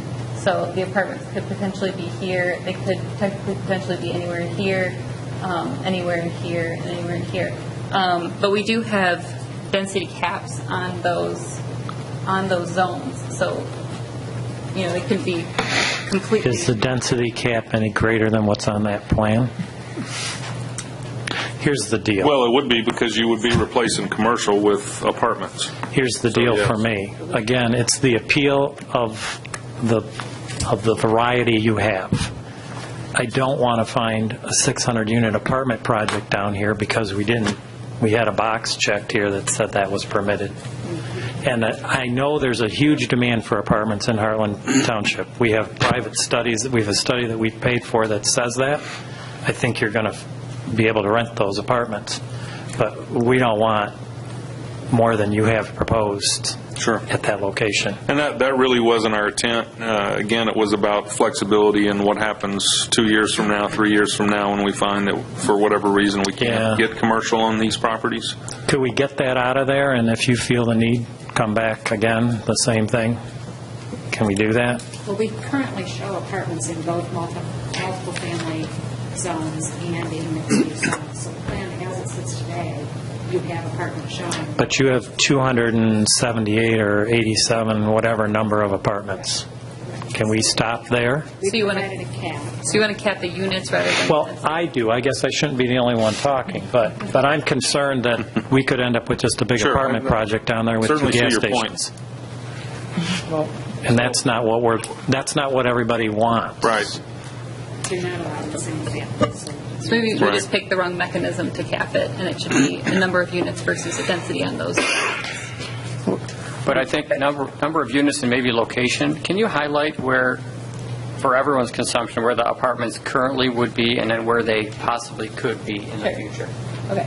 So this is a multiple family district here. Currently, this is an apartment building. These two are apartment buildings here. These are cluster homes. This is the fire station property. On this side of the park, these are all apartments here. These are cluster homes. So technically, anywhere in here could be apartments, except for we have to provide enough open space. So it wouldn't be wall-to-wall apartments. Take out cluster homes. On this zone here, we also have apartments in the center. They're bordered by commercial. Technically, they could fall anywhere in this mixed-use zone. Similarly here, this is a mixed-use zone, so they could be anywhere within there. They're not currently shown. Here, apartments are in the center of the site, and this is the only place in this multiple-family district that they could be, since they're limited to 200 feet away from the existing single-family home. Why do we have to allow apartments in mixed use? Why can't we move the colored lines, the colored boxes, and say apartments is a zone, mixed use is a zone, and that's what it is? Mm-hmm. And if you want to change it, you can come back. You've got several years' worth of product to build and sell before you'll ever come back, if you do. Right. I think the reason why was that we were looking at, again, this is probably dating back 10 years, but There was originally comments that we didn't have enough mix in the mixed-use zones. They wanted a mix of residential and commercial and office in it. So the only way to show that is to put some apartments or some residential use in that mixed-use zone. I mean, there was some thought that there could be some live-work type things going on, right? You've got some retail on the first floor and some... Well, I think that's what I think of when I think mixed use, is exactly what you stated. So, I mean, we can move that. We've talked about that internally. We can move that multiple family line to include the apartments that are shown on there. It's just that now you're really getting into traditional zoning versus mixed use. Well, I don't want to see apartments out on M59, to be honest with you. You got enough of them buried in there. Let's not bring them out front. We zoned it, or our future land use says that we wanted a special land use area. We didn't say we wanted multiple family there, which would include apartments. We want the multiple use features. Converting it from mixed use back to apartment, it's not what we were looking for. Well, couldn't you define a mixed use as a business and a rental above it, and have a mixed use category, and then have a apartment category? So they both could have a rental, but there's a difference by the definition of the mixed use, including a business with an apartment above it. So would you be okay with that even on M59 frontage? I'm better with that than I am apartment building. Right. So if I can say, I like it as I like the definition of where the apartments are. I don't like them getting into the mixed use to be at frontage on M59, or your nice your main road, the boulevard that comes into the south. So I wouldn't like them into that area either. So I like, my pen's not working. I think what I'm hearing is that you just would like to prescribe it a little bit more. I think we need to. I think there's a lot of flexibility in the plan. People need to understand every line and every dot on that page is not the final of what it could be. Correct. There's some flexibility here with you. And I think you need some flexibility to have a successful program. What I don't want to do is have so much flexibility that what is proposed today and what you intend to do today, you don't do tomorrow. Right. So what's allowed in the mixed use then? Do we have enough flexibility left for market conditions? Well, we also think we allow townhomes or houses within mixed use. Is that acceptable? You're talking like the brownstone type looking? Right. I mean, you haven't proposed that product now. What if we can't fill all of that? What if we can't fill all of that commercial? There's going to need to be some flexibility. Well, yeah, I don't know what the market analysis shows a whole lot less than that. Does it? Because just for the public's benefit, I know it looks like a lot of commercial. They're saying it's 139,000 square feet, which seems like a lot, but the Myers store is 190,000 square feet. Yeah, but we're not allowing anything over 30,000 square feet on this. Yeah, I'm just saying you have a lot of small commercial. I don't know what the demand for that is. So it's a lot of small buildings, a lot of small uses, but square footage-wise of commercial, there is not a lot in this program. Right. I mean, our thought is that as we build rooftops, obviously, then the commercial is going to come in and you're going to see. Absolutely. Really, in order to keep the neighborhood feel, we want to keep the buildings small and we want to keep the size of the types of uses that go into those buildings small. Offices and coffee shops and those types of community aspects. You were just going to mention what your market analysis showed. What were you going to say there? Yeah, it's a whole lot less than it's like 10,000 square feet. So not of commercial, right? Not saying it's necessarily right or wrong, but the marketing analysis that we did, that's what it shows. So you'd cover that in your phase one proposal then, right? Exactly, yeah. Right. So that's exactly our concern, I think. Mm-hmm. So that's one of the reasons why we're trying to give ourselves some flexibility, because in the event that they're right and we're wrong, we're going to have to do something with that property. Yeah, you're going to have to do something with your property, but we don't want to see a big, huge apartment complex down at Pleasant Valley in 59. So we need to take those things out, because if that ever comes to that day, we'll have to get back together. I believe that early on he advertised it as a walkable community. Well, you can't be a walkable community if you don't offer them any commercial. If they're going to live there, that's kind of the intent of a walkable community. I still contend that commercial's a big piece of that commercial's business is coming from people that live east of here on Highland Well, Road, that's a or win. people going home. That's a win, too. It is a win. Okay. Okay. I think we got it. And I think you mentioned you have nothing over 30,000 square feet, but we reference in here buildings over 30,000 square feet. So my question was, what is over 30,000 square feet? Because I didn't see anything. If there's anything left in there, it's a holdover. Okay, let's get the We were holdovers out. tempted to try and take it all out. Would you? I kept looking, going, there's nothing that big here. I mean, the senior facility is technically over 30,000 square feet. Yep. So that's technically a commercial use. Okay. So, Okay. what you were referencing? I was just referencing what's over 30. I didn't consider the senior center Yeah, now that you commercial. bring it up, we have it in the commercial zone, Okay. because it's not really traditional housing, it's that borderline. Okay. I just didn't picture it commercial. Those were the questions I had on the uses. Any additional questions? Yeah, so I had a question regarding the 2 fueling stations. So have you found through your analysis that there's actually the need for a gas station on both sides of M59?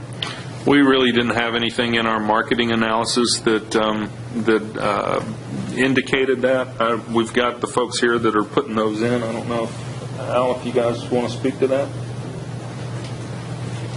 Well, there's been no study done in terms of whether what's needed or not. No. Okay. In fact, the gentleman's building with his intention is to start out on the south side and then see what takes place with the development and see whether it progresses to the point where it would be necessary. Okay. Yeah, the intent really, again, back to the Phase 1 discussion, is that the 5 acres on the corner of Pleasant Valley and M59, that structure and complex would go in first, and then the other one potentially in Phase 2, but it could be several years down the road, or not at all. And that's one of the things that they've talked about, is possibly even doing something else with that 2 acres. So my concern is overage with fuel stations at the same corner. We've all driven up to intersections and counted gas stations, and I know we don't have one on every corner here, but we're talking about it on 2 corners. So as time goes, there may be other fueling stations added to the M59 corridor. And if we think where we're at today, there's at M59 and 59 and 23, there's a fueling station. And then next, going eastbound, the next fueling station is at, it would be Hickory Ridge Road. So we're kind of right in the saddle between there at Pleasant Valley. On the north side of the road, there's a mobile station down that would be at Milford Road. Yeah, 59 west area. Yeah, going west of. And then there's a possibility of another fueling station closer to, like, the Big Boy in the Meyer area. So just my concern is that we have overage on fuel stations at both those corners, and there is the major component of automotive from being a car wash and then combination of. So I just wanted to mention that. Curious your thoughts. I'm not given the fact they're going to build one and not both, they're not bothering me as much, because probably putting a gas station in is a big ticket item, so my guess is there probably is some demand. I do appreciate the fact that traveling down M59, you really aren't going to know what they are. I would like to comment that since you're going to follow our sign ordinance, those 7-Eleven signs on the top aren't going to happen. So we don't do that. So those don't bother me as much, just because of the way they're into the ground. There's one of those in East Lansing. I think it's up at Saginaw and Abbott or whatever there that has a gas station like that. It's interesting the way you don't realize when you're coming up on it what it is. But I see a need for at least one. The truth of the matter is that the property on the north is only of interest to Al because he doesn't want someone else to put a gas station across the street along the south. Oh. He isn't married to the idea of a gas station on the north at all, but he doesn't want someone else putting one. And the truth of the matter is, when they're on the same corners like that, on M59 all the way from Highland to the expressway, the westbound traffic in general doesn't turn around and use any stations on the south side, and the eastbound traffic in general doesn't turn around and use any stations on the northbound side.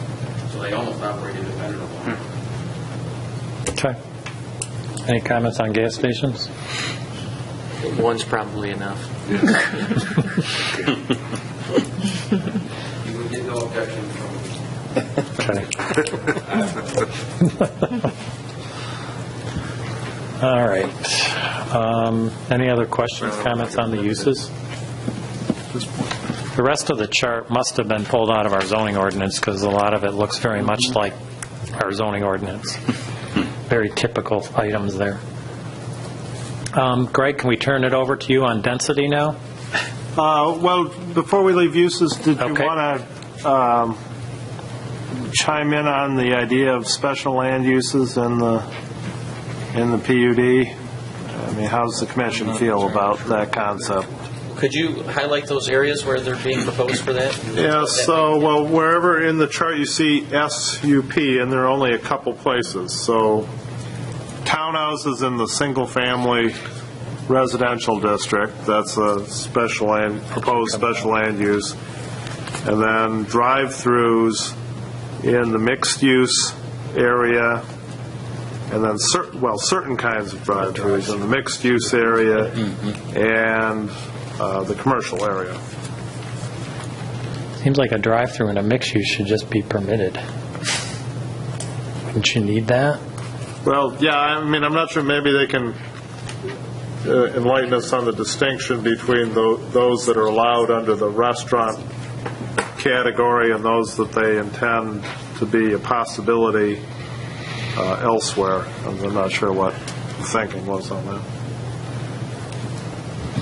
Just thinking you might want to have a drive-through on a mixed use. Do you want to allow them across the full frontage? I mean, they take up a lot of circulation space. We said 1 per 2 acre sub-parcel, so we're limiting the number of drive-throughs to 1 per 2 acre sub-parcel. So We can probably do away with the special use permits. We used it as a tool because it does give everyone more control. Everyone has to go through a process to get approved. And so we put it on specific uses that we weren't sure we wanted to change the character of an area, so we required a special use permit. Who is approving the special uses? The Architectural Review Board, which is eliminating all of us up here? Yes. Or us? It would be us. Now, if there's some sort of site plan approval or whatever that's required, then obviously that comes back through you.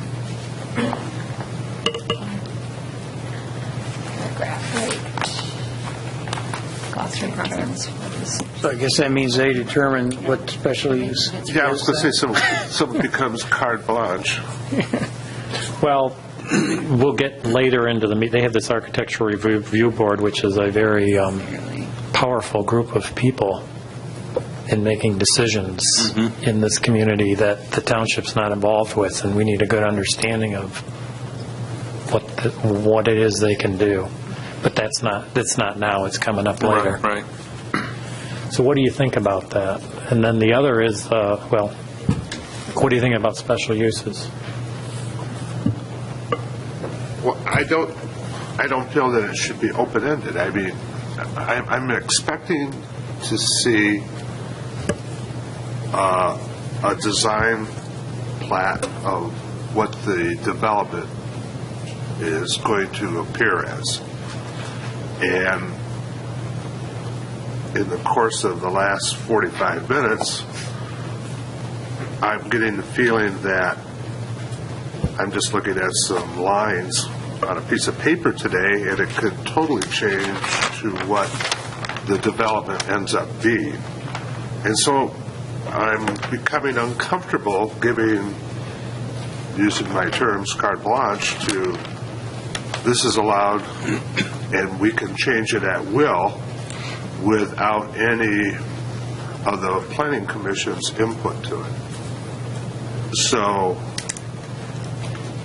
in the previous discussion about the mixed development area, I can accept, but now I'm becoming more concerned about giving up the decision process by the planning commission as to the number of drive-throughs. So I would like to see some... On the drive-throughs, though, I think the intent is to limit those to a certain number. So we can't have more than a certain number of drive-throughs on both the north and the south, that's already limited. So if you already maxed those out and somebody came along with a building that they wanted a drive-through on, then obviously that the discussion is going to be no. Okay. The question is how do you look at, so we've got 20 buildings that are anticipated on the site, and how do you look at those in terms of approving what goes into those pads, those building pads? And is that something the township wants to see every single use that's going into those building pads? Or do we approve those as the developer? Do you... Given certain constraints. Because this is a question I did have coming up. Do you envision that these roads are going to move, or that building number 14 that is 40 feet by 60 feet might not be 40 by 60? It might not be on the drawing where it is. It might not exist. How do you... This proposal you have before us, how much flexibility are you looking at? Because I'm looking at this as like a regulating plan that basically if we say okay to this, you can do anything and everything within this I think the plan thought process that we've had all along is that the footprints that you see, the infrastructure that you see is locked in. If you have somebody that comes along, like Al, for instance, that wanted 5 acres, or you've got somebody that comes along and says, hey, I'd like to buy that 2 acres and we want to do something different, then that's going to come back to you as the Planning Commission for approval for that particular 2 acres. And at that point in time, then yes, maybe it looks different, but you're controlling that, not us. But if it's a permitted use, so they can do it, what you're going to do is basically submit a new site plan that's going to show how it's now going to look. Correct. That particular area. Mm-hmm. Okay. I mean, that final PD that we have to submit for Phase 1 will dictate what Phase 1 is going to look like. And then you've got your final PD approved. And then each time a parcel gets developed, you come back for site plan approval through the township with that parcel, that phase developed. So you'll have total control over reviewing that to see if it conforms with the regulating plan. Okay. If it doesn't, then we would talk about that. If you say it's such a departure, we need an amended plan, then we would have to do an amended plan. Troy, could you comment on that a bit, about that process there? Because that's a little confusing to me. I was concerned, just like Mike was, that once we get through this 6-step process right here, we're handing the reins over to them, and you're right, it could be something totally different. But what they're saying right now is they're going to come back on every phase for site plan review? Well, we've had some discussions with them in a committee meeting, at least one committee meeting. They intended the early phase to have pretty good understanding of exactly what they wanted to do.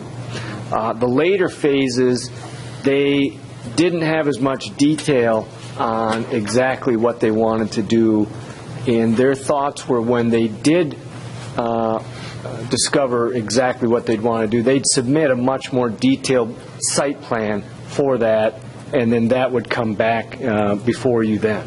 And their goal was to submit a plan that shows somewhat conceptually in Phase 3 or Phase 4, this is what we want to do. These are the parameters that kind of guide us as to what the building would look like, what the uses would be.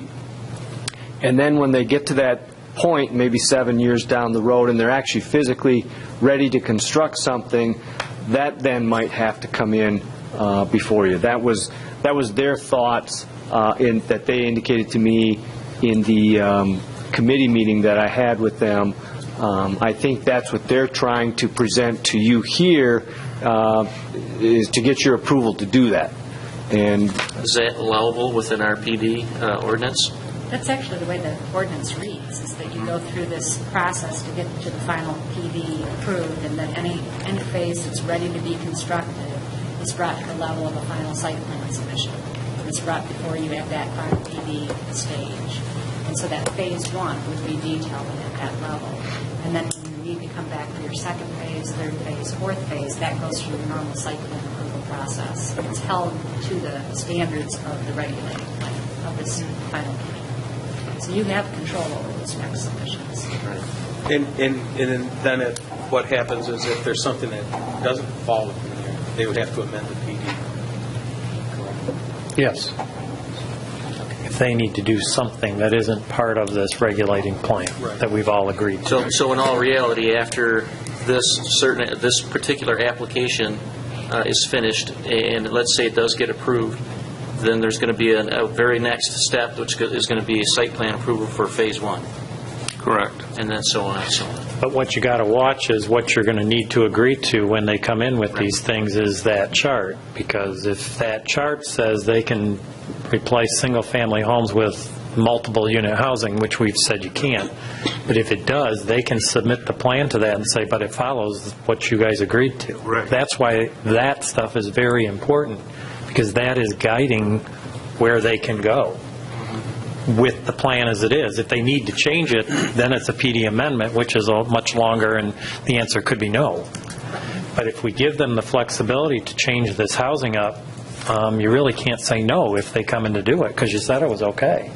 Right, but at the same time, that's the whole purpose of the PD process, is to allow the applicant who's undertaking a project in phases to look at the markets and be flexible enough to be able to make those. I would agree, other than not having a 600-unit apartment project on the corner. Right, I agree. Because that's not what this township is being told. Correct. And that's really what this whole process is about. Exactly. Do that chart and make sure. The chart's very important. Yes. It's very important. Most of it is our zoning ordinance. Those are those few things I picked out. If you haven't studied it, I would real close. That's because they wrote it. So where, yeah, should look familiar to you. That's right. So we still haven't landed on the special use answer. Did we conclude something there? Did you get anything out of that, Greg? I don't know that it's been answered. And, I just think you want to know, particularly as it relates to more drive-throughs, I think you just want to know very clearly what you're getting. For example, you're trying to create a community that has some element of traditional neighborhood feel here. If that block of commercial units that's along on the south side, it's called the West Block, mixed-use block along M59, those were all drive-throughs. You don't have a walkable community anymore. That completely changes the character of what you've got. So you got to know very clearly that, exactly how many of those you're getting, it seems to me. Well, I would agree, and that's why, as I said in the Meyer program that we have over here, it's not really a Meyer program, it's Ramco. They have a limit over there on their outlots and in their development, how many they can have. And you've suggested a limit, or you have a limit in there. We have a limit, yes. And I guess we would have to allow them to work with it. They have to have some flexibility to be able to know, we've got 4 drive-throughs permitted on this project, and they need to decide where they want to let them go. Because once they're out, you're out. Right. You'll be coming back for an amendment, and your odds might not be very good. So I'm okay with it not being special use personally, as long as there's a limit on how many they're permitted to have. And we've got to have a number that's not substantial compared to the number of buildings you have. I think I heard 4. Did I hear right? It was 2 on the north and 4 on the south, right? Yeah, because 50% are permitted to have a drive-through. So out of the 4 establishments, the 4 restaurant-type establishments, 2 could be drive-throughs on the north, and then 4. Well, could I suggest instead of saying 50%, because if there's some flexibility in here I haven't picked up on yet, there might be, 8. Could we just put a number on it? Well, Can we say 2? There's a limit of 4 establishments. So I suppose, technically then the limit would be 2. But then you wouldn't want to have 2 establishments go in and both be drive-throughs? We have, we could pull the Ramco project out, which is the Meyer project. You can have 1 tire store. You can have X amount of drive-throughs. You can have X amount of banks. Okay. So we've narrowed it down that way. Okay. Allows them to market the property, but we don't end up with 3 tire stores in 1/2 mile. Mm-hmm. Well, and you can certainly do both. You can have an absolute number, but not to exceed 50%. Okay. So, okay. Sounds like a good compromise. All righty. Sounds acceptable. All righty. Now we're ready to talk density. Density. Item 2. Moving right along.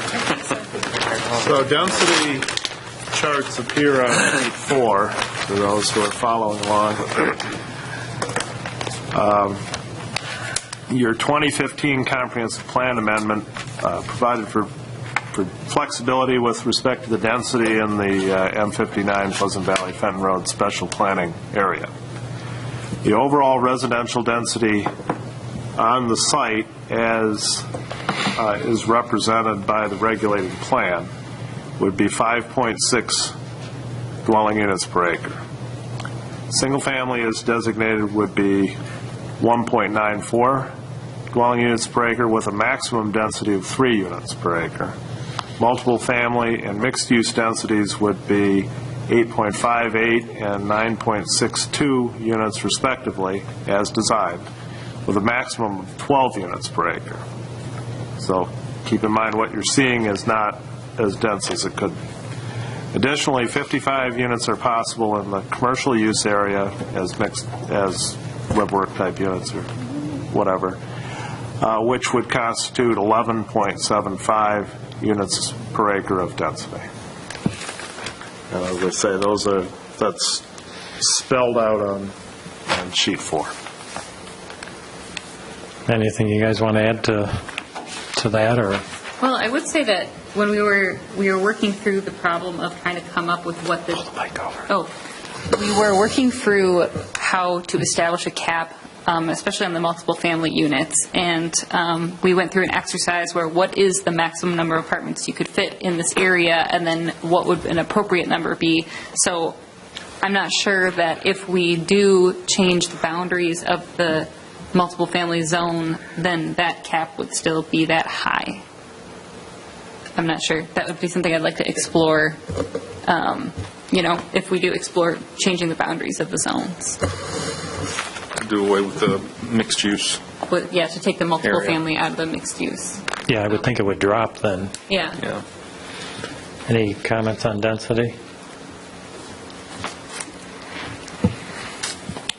I don't know, I think the total number of units being proposed is a bit high.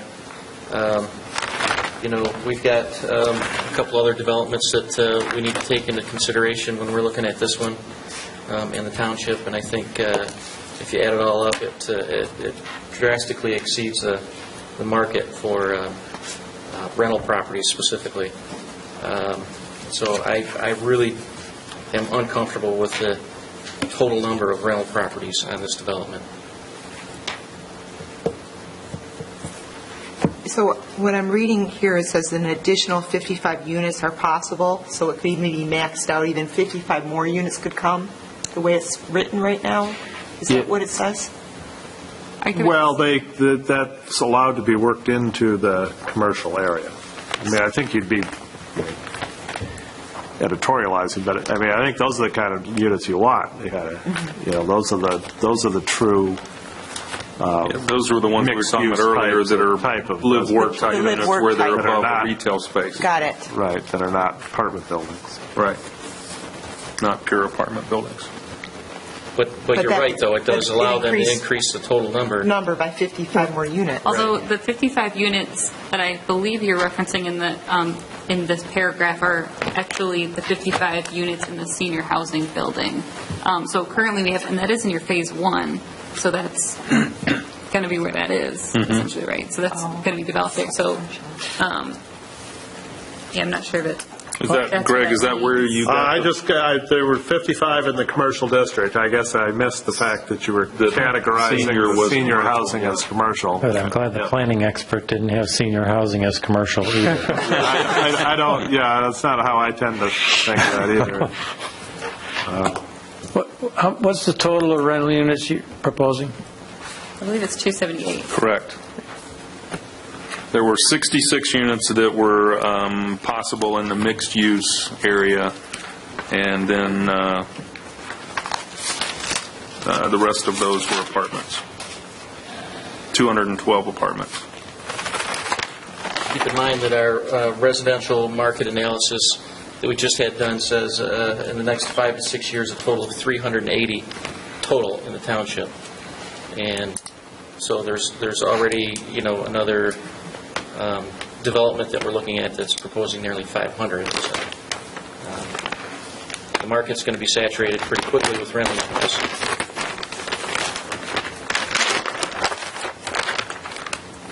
However, that does allow you some creativity, and with your design a bit, if you were to eliminate the total number of rental properties, you could get a little bit more creative in your layout, I think, and that would definitely be beneficial, in my opinion. Or allow the multiple family to be converted to something less dense, cluster housing. I'm not sure where. I wouldn't want to tell you which one of those it would be, but maybe there would be that opportunity as you wanted to put those clauses in that allowed you to make it more dense. Maybe if the rental housing isn't quite going the way you want, you should have the ability to put less in. Right. Without coming back. It's kind of which developer gets there first. If the 500-unit apartment complex comes in, the likelihood that they would build all these apartments is, they probably wouldn't build them then because there wouldn't be a market. Yeah, and we don't know whether they will or won't, but Jeff is correct. We have entertained that particular program. That was 2 weeks ago. Right. So, which is why the flexibility is needed to allow us to change. which is why we want you to have it. We just want it less, not more. Well, I guess the other concern is we are under some constraints because you've kind of locked us into a number of REUs that we would not be able to absorb. So we'd have to have some consideration for not absorbing all of the REUs that are allocated to the site. What's that number? It's 498, I believe.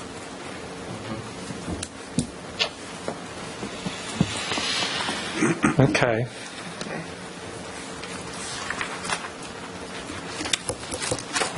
Can you describe a bit how those numbers are spread, like between your commercial and your residential units? In terms of how we have them spread? Yeah. We really don't have anything allocated right now. I mean, obviously we know we're going to have one REU per residential unit, and then there's going to be, we've seen a chart from you guys that show what your allocation is. So for a car wash, for instance, there's a certain number of REUs that go along with that. The senior facility, for instance, I think has 16 or 17 REUs, something along those lines. But based on the density of the use, probably. Correct. Right. Yeah, so far we've used a allocation chart that has come from Hartland. How many bedroom units are you talking about? 1, 2, 3 bedroom units, or? It would be a mix. I don't know exactly what the breakdown is. We've got some marketing analysis that's very similar. I think ours said 272 units or something like that over the course of the next 3 years could be absorbed, and it was a mix of 1, 2, and 3 bedroom units. Was there any high-end apartments or lofts included in the market? The rents did not get up that high. Do you guys have a rent range on that stuff at all yet? Larry, I don't recall off the top of my head. Okay. I want to say it started around 1,000 and went up north of 1,500, but we don't have anything that we've been looking at necessarily yet. Been talking with some apartment guys, but nothing locked down yet. Well, that was part of our housing study, was rents and rates on rents and what could the market absorb at what price. And you've probably seen the study that the township commissioned. You haven't? It's available online. Yeah, we have a copy of it. Okay. It was higher rented units. Any other questions, comments on density? I just think a general comment is we're all concerned about the density. If there's any ways we can work to make it a little less dense, I think everybody here feels we sure would like to go that way.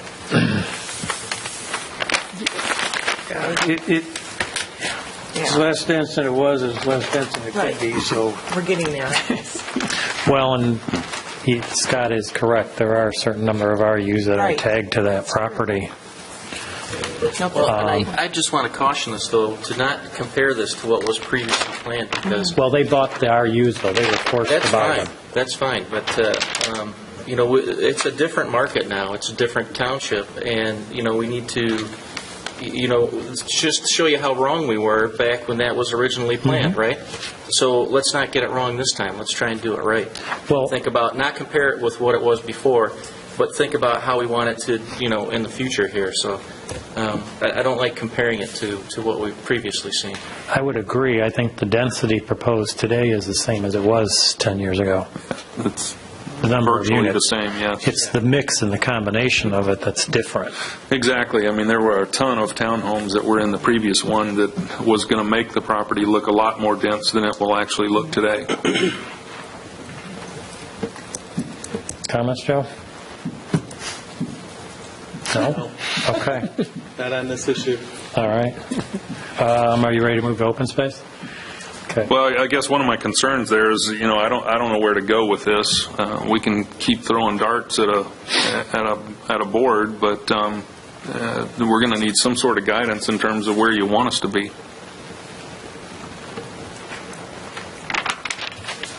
I almost am going to defer that you're going to have a discussion with the township board on that. I don't think this body can refund money. Hence why I'm not discussing. I don't think we have that. You bought it with the intent that it had those RUs on it. Mm-hmm. So that now needs to go to the board. Okay. I mean, in a true planning sense, the RU shouldn't guide the I agree. And that you're absolutely right. The board should be aware of that. At the same time, that there's policy decisions that the board has made relative to this property and the RU. So, again, this is a recommending body. It's going to go before the board, and I'm sure there'll be a discussion with the board on this issue fairly soon. Scott, were you asking more of we need to know what kind of density would be acceptable rather than the REU question? Yeah, well, it's both, yeah, but density is one. I mean, if there's a guidance or direction in terms of where you think that density needs to be, then we certainly want to have that discussion. But again, if it's a discussion with the board, then I don't think Jeff and I are that far off. That's my concern with allowing it to get denser than it's currently proposed. Mm-hmm. With this permitted use chart and these changing of these things and ending up with a big apartment project down there, that's part of it. It's not just the character of the development, but we just don't need, a big apartment project down there. Right. I don't disagree with that, but I guess what I'm hearing from Jeff is that even the density, notwithstanding the possibility to replace commercial with some other, residential use, that the density as it sits right now is too dense. Yeah, especially on the north property there. I mean, that's just a very intense use to be neighboring single family. I think you've got more opportunity for that on the south parcel. I don't have a problem with the density. I don't have a problem with apartment buildings. I don't have a problem locating them so close. I have a problem with the overall number, and I have a problem with the location on the north parcel. That's just, in my opinion, way too dense. If you were to take the total number of units you're proposing for Phase 1 and make that total for that northern parcel, I think that gets closer to my comfort level. We don't have any apartments in Phase 1. We just have the senior housing building. Do you mean maybe yeah, it looks like two? Phase 1 on this. Looks like Phase one. The phasing plan? Yeah, on the phasing plan. The pink color. Right. It's that red. Red. That's what I was saying. But I guess my general point is that it's about maybe 40% less than what you're showing on our parcel. I think it's Are you saying that maybe they could just relocate those buildings to the south and take something out that's less dense on the south, or are you saying you want the total to be less? Yeah, I have a problem with both. That's basically 50% is what you're talking about. Yeah, pretty much.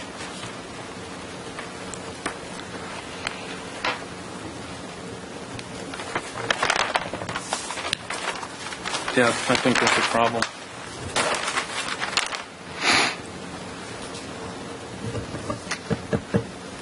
I don't know if that we're clear on opinions, but I don't know if we have the answer for you. Okay. Well, Well, I guess my question is where do we get the answer? I mean, do we take from here? We take what we have to the township board, and I think you're going to have to. Okay. Because I think you're going to have the comments that this body has, which is a recommending body to them. They're going to be aware of what's been said here, and you're going to have to have this conversation with the decision makers. And then if the same conversation comes up, then you need to have another conversation with them. Right. Okay. So just so I understand, Jeff, your concern is that there's the density on the north parcel. Is that really and you have the same problem with that, Larry? No. I have a problem if it gets more dense than it is. More dense than it is. So I'm not quite sure what the consensus here is. There isn't one. They're going to take this plan to the board and say there was a discussion on this and there wasn't agreement with what they've proposed. And how does the board feel about the density? Because ultimately, they're the decision makers anyways. I'm just going to comment, to further about on the north parcel.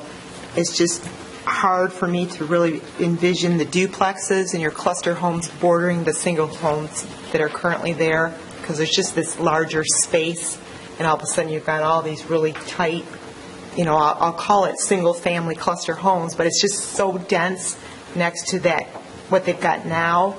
So it's just really hard to think how that would really be a good transition. I wish that your single-family, almost your smaller lots could be there. And I see, I love how you've got your layout going, but it's so much of a contrast.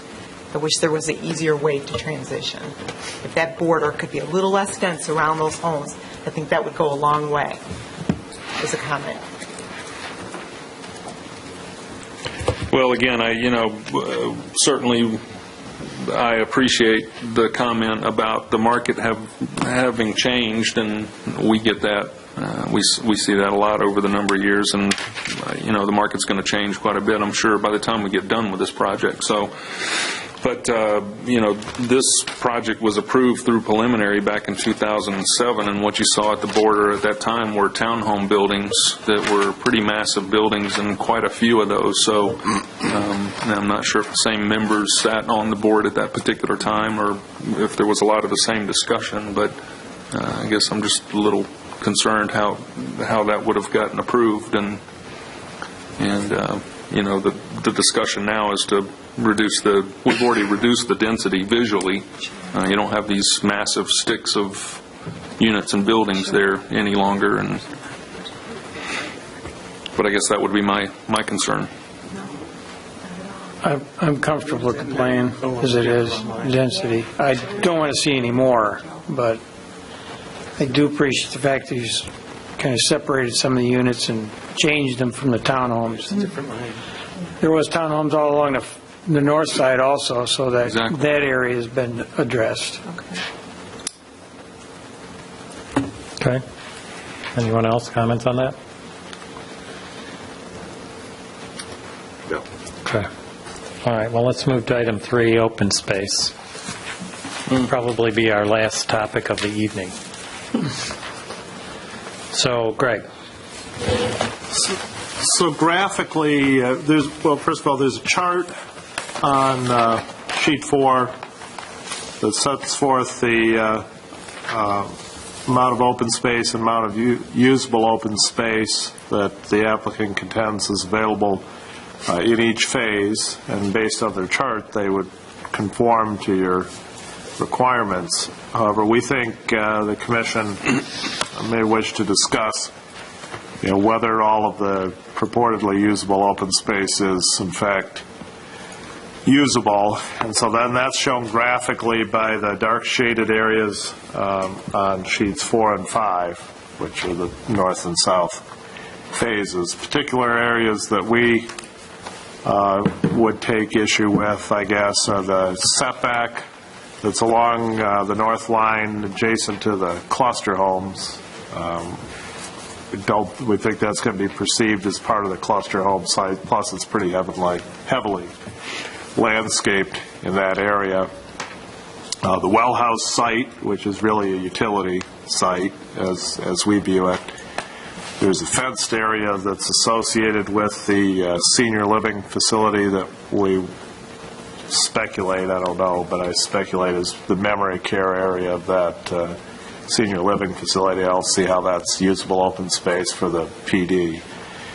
And then there's various walkways that are between or adjacent to apartment units that, again, are not going to be areas that are generally usable by the community. The commission may have other areas that they have concerns about as well, but we think that discussion needs to be had as to the commission's view of which areas here are truly usable open space.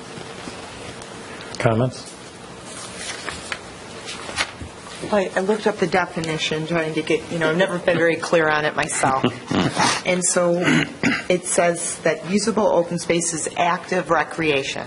That's all it gives us in the definition. And then the other open space talks about walkways, paths, of a whole assortment. So I guess using that active definition, I can't see in that setback area on the north property line how that could be active recreation back there, if that's how we use it to define it. You guys have been down this road more than me, but I'm just trying to understand if it's active recreation, what is that? I feel like the well house site's a park, in a way. I mean, I see that you got the structure, but I could actively do something around it. I'm just trying to understand it myself. I find it hard to believe that it's a stretch to call that narrow strip along the north side as an open space, usable open space. Especially now that we're talking about maybe adding berms and different type of screening. Now the well site, I think if you put a little bit more into it, maybe the pavilion and bathrooms you were talking about, that I don't think anybody would argue that wouldn't be considered open space, usable open space. So that might be one way. But yeah, the strip on the north side, I don't get. Jeff, Mike, Tom? Yeah, I would agree. I think I'd really like to see that being a buffer. And I guess I'd just like you to comment a little bit more, clarify. Is there open space that you're showing in your rental area right now, or the grassy areas between the buildings? Are you counting that? Yes. Okay. Yeah, I think that's appropriate to count. And the corner lots that you got shown there seem appropriate, but some of the walkways and things like that are probably not. But I don't know. I think I'd like to see that develop. That's the whole problem I have with this process here, is that you're not really showing us anything that we can make a decision on, because it could really all just change. So we're expected to be saying yes, it's appropriate open space, but when it comes back for site plan approval, it's going to be all different anyway. So I guess I'd just like to see that defined a bit more.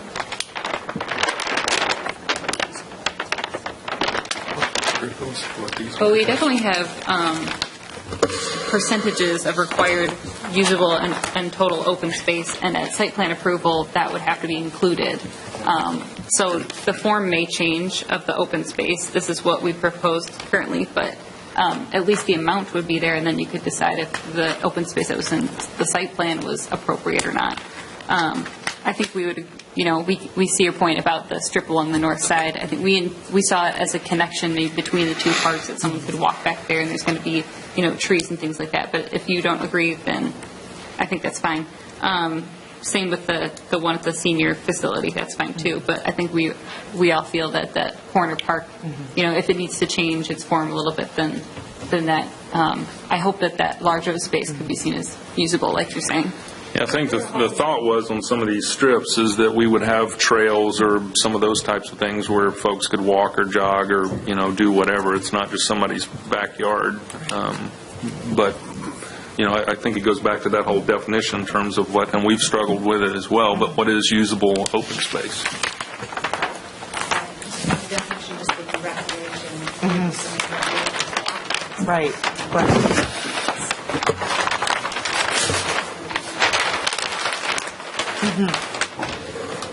In that well house, we have envisioned that, you can see that we have a walk that runs through there and some benches and And then we looked at the golf course as being, yes, it is a utility building, but it was a golf course. It's a pretty large parcel of land. Okay. Anybody else? I was just going to comment. Personally, from the way I looked at it, the only one that I would exclude is the fenced area for the convalescent or senior center. Other than that, until some of the folks here on the board made further comment, but I assumed the connecting strip from park to park as a trail and considered as open space. So.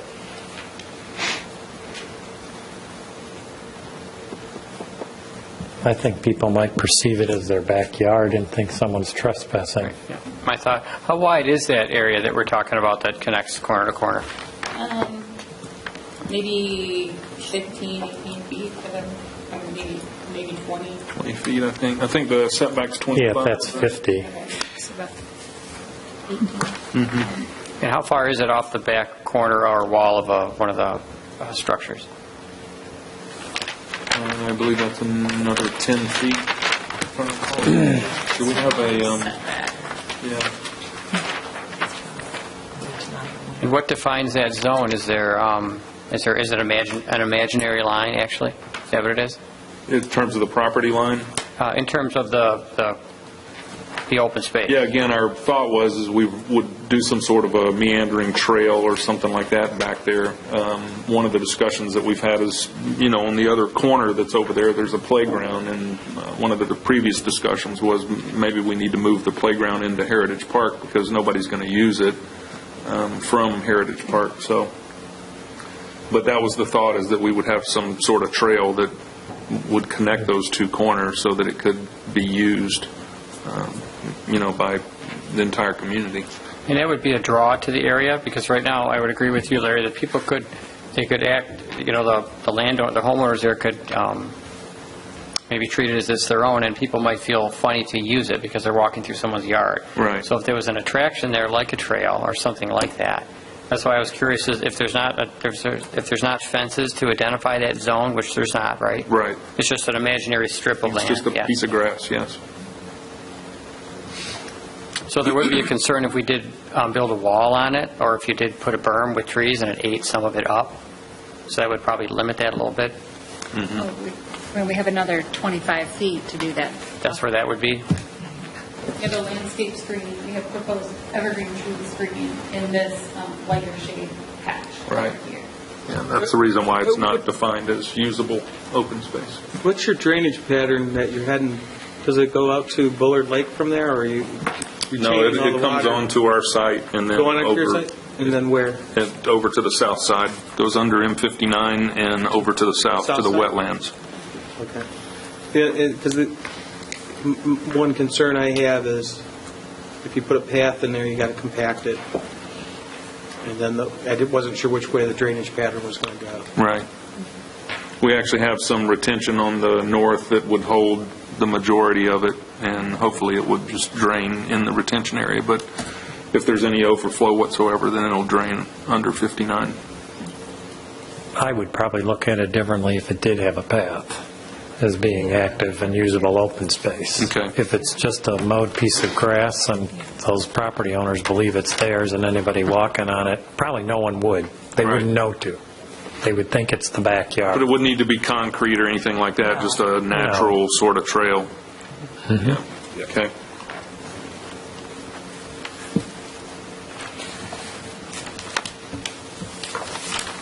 Any other comments on that? Can I? Yes, absolutely.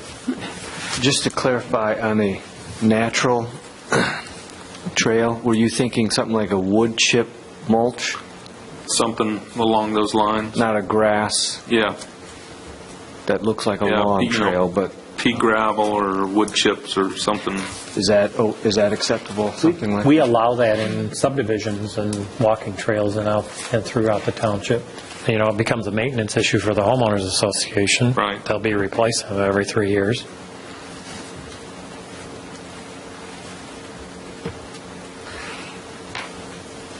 Any other questions or comments on that? I think we've reached our breaking point for this evening. As you can see, this is a very detailed process. We told you. I don't think it's going to be done in 2 nights. But you're all invited to come back next Thursday. We start at 7. There won't be another, it's not a public hearing, so we're going to just pick up in the letter where we left off. If you wish to watch it at home and you have Comcast, you can watch it on the Township channel. Or if you do not, you can go to the Hartland Township website, heartlandtwp.com, and there is a link to watch this live on your computer. So you're welcome to come. We still have a call to the public this evening. You are allowed to make comments. You can make comments every night that we're here, and any future meetings. So there'll be opportunities before next week's meeting. There'll be opportunity at the end of next week's meeting to add any feedback you'd like to give us. But it's a big project. You can see we take it very seriously. We'll be very thorough with it. You can be assured of that. And with that, if there are no other questions, I think we'll let our applicant, we'll dismiss you for the evening. All right. All right. We'll look forward to seeing you next week.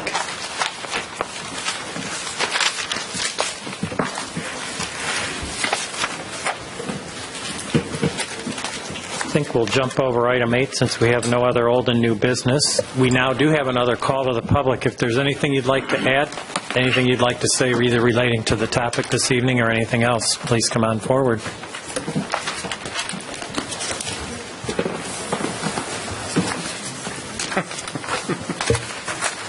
Anyone?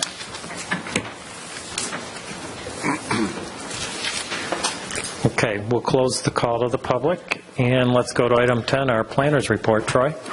I just have a couple of things. The first one, the Township Board has selected April 26th, which is a Tuesday night, as a joint meeting with the Township Board and the Planning Commission.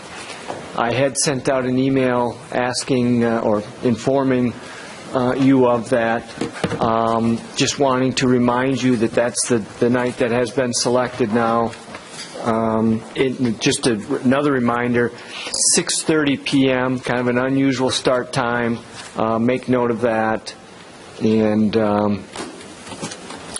I'll be there. So, a couple other just minor comments, but just to let you know that the planning department has been functioning as best it can. Kim, the current planner, has been tremendously helpful in this transition. We are looking here shortly to bring on a planning assistant, start date of April 18th, so that will be extremely helpful. And we're also zeroing in on bringing a full-time planner on board. So hopefully we'll get them in and get up to speed and be a little bit more efficient than what we have. And thank you for your patience in the transition. I do appreciate that. So that's it. Okay. Committee reports, comments? For those that haven't been through a big project like this, this is the step that takes all the time, as you can tell. So this is where all the work is done. This is all the heavy lifting now. The final stage of the PD, as you saw when we did the residential development behind the Venture Church, was rather quick. But it's really important we get through all the details, because whatever we recommend to the board and they approve is what we're going to build and we're going to have here, should it get approved, for a long time. I had one Yes. We paid to have that market analysis done by Zimmerman and Volk, and it was focused mainly on residential. And we are now into a position where we're starting to get some interest in the commercial area, and I don't think we're really sure of what the future commercial analysis and requirements are for this area. Maybe we could consider an analysis or use that analysis and give us some feedback on commercial areas. I would think whether it's appropriate, the amount we have or not. Probably, since we have coming up an opening up of the comprehensive plan, the entire plan. Remember, our last program was just the residential component. We're going to be looking at the whole plan here shortly. Probably something we should talk about at our joint meeting. It may be coming up as a topic. I think that's a good place to start in terms of our agenda topics. If you want to put that down. The other issue, I don't know if you want me to, if anyone watched the Tuesday night meeting. Yes, please. Probably give you a little update on the focus of the board. It seems that at this time, although I will tell you that there's a lot of, I think the board is still relatively open-minded to the concept at 23 and 59. There was a general view that there's a concern with losing the commercial property to the additional multifamily apartment complex, that's residential component to that. Again, I think they were very good comments. Some of the comments from the board members and the people that were there. I think that we really do need to think about that. We have a lot of areas already designated as high-density residential in our community, and whether or not it does make sense, perhaps. But again, we should keep an open mind on the applicant. They're not here, but the consensus the other night was there's several that were adamant about not moving forward with that project the way it was proposed. So whether the applicant goes back and does a redesign of that.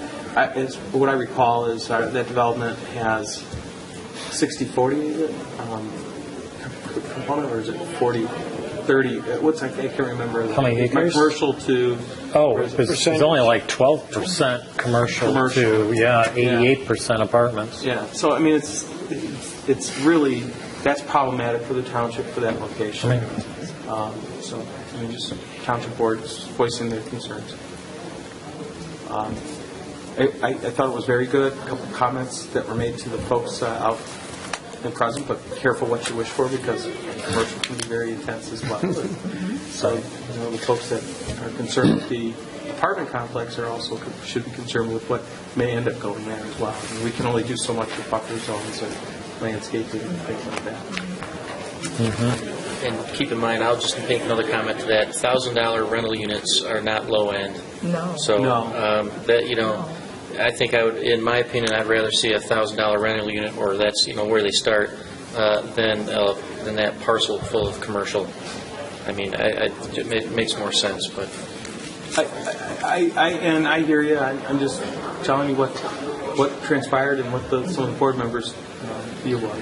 Well, I mean, if in light of the fact that the comprehensive plan is going to be looked at, I mean, that's a good opportunity to talk about where we might want to consider additional commercial, or where we might. Or do we have enough multiple family? There's a lot of orange on the map. That's the designation for multiple family. If you look around, there are a lot of parcels for that. We probably would not want to see all those parcels go that way. If you really look at it, and somebody did an analysis and said that would give you 3,000 apartments, we would probably all turn white, look like we've seen a ghost. Right. So I think that's something that we do need to look at. Now, a lot of those parcels aren't served by utilities, so they're likely development, and they're not big enough that maybe those utilities wouldn't go that far. But I think that's something that needs to be talked about. And the applicant may come back. They may choose to redraw their plan. They may never come back, and they may come back with the same thing or something in between. You just don't know. The ball's in their court. Okay, anything else on that? The other thing we didn't mention as much to this group tonight is how it was brought up, but there was the old plan. This is not a new program. Some of these people, lived here 10 years. Well, this actually was here before they got here. Right. Type of a thing. But, and I think that when it comes to the board, before the board, we'll maybe reiterate that a little bit. Yeah, it just didn't come out tonight. Didn't come out. I mean, I think Troy did a pretty good job of trying to explain that, and you opened with that. This isn't a new plan. I mean, it's not necessarily a new plan, but it's it's a plan that had been considered before, and then I think Jeff brought up a couple times that just because, it was before we presented in the past, it doesn't necessarily mean we need to follow that. So, I mean, we have those issues. Right. Okay, anything else tonight? Okay, need a motion to adjourn, please. Motion to adjourn? Support. From Voight and Kalani. All those in favor say aye. Aye. Opposed, nay. Motion carries. Thank you.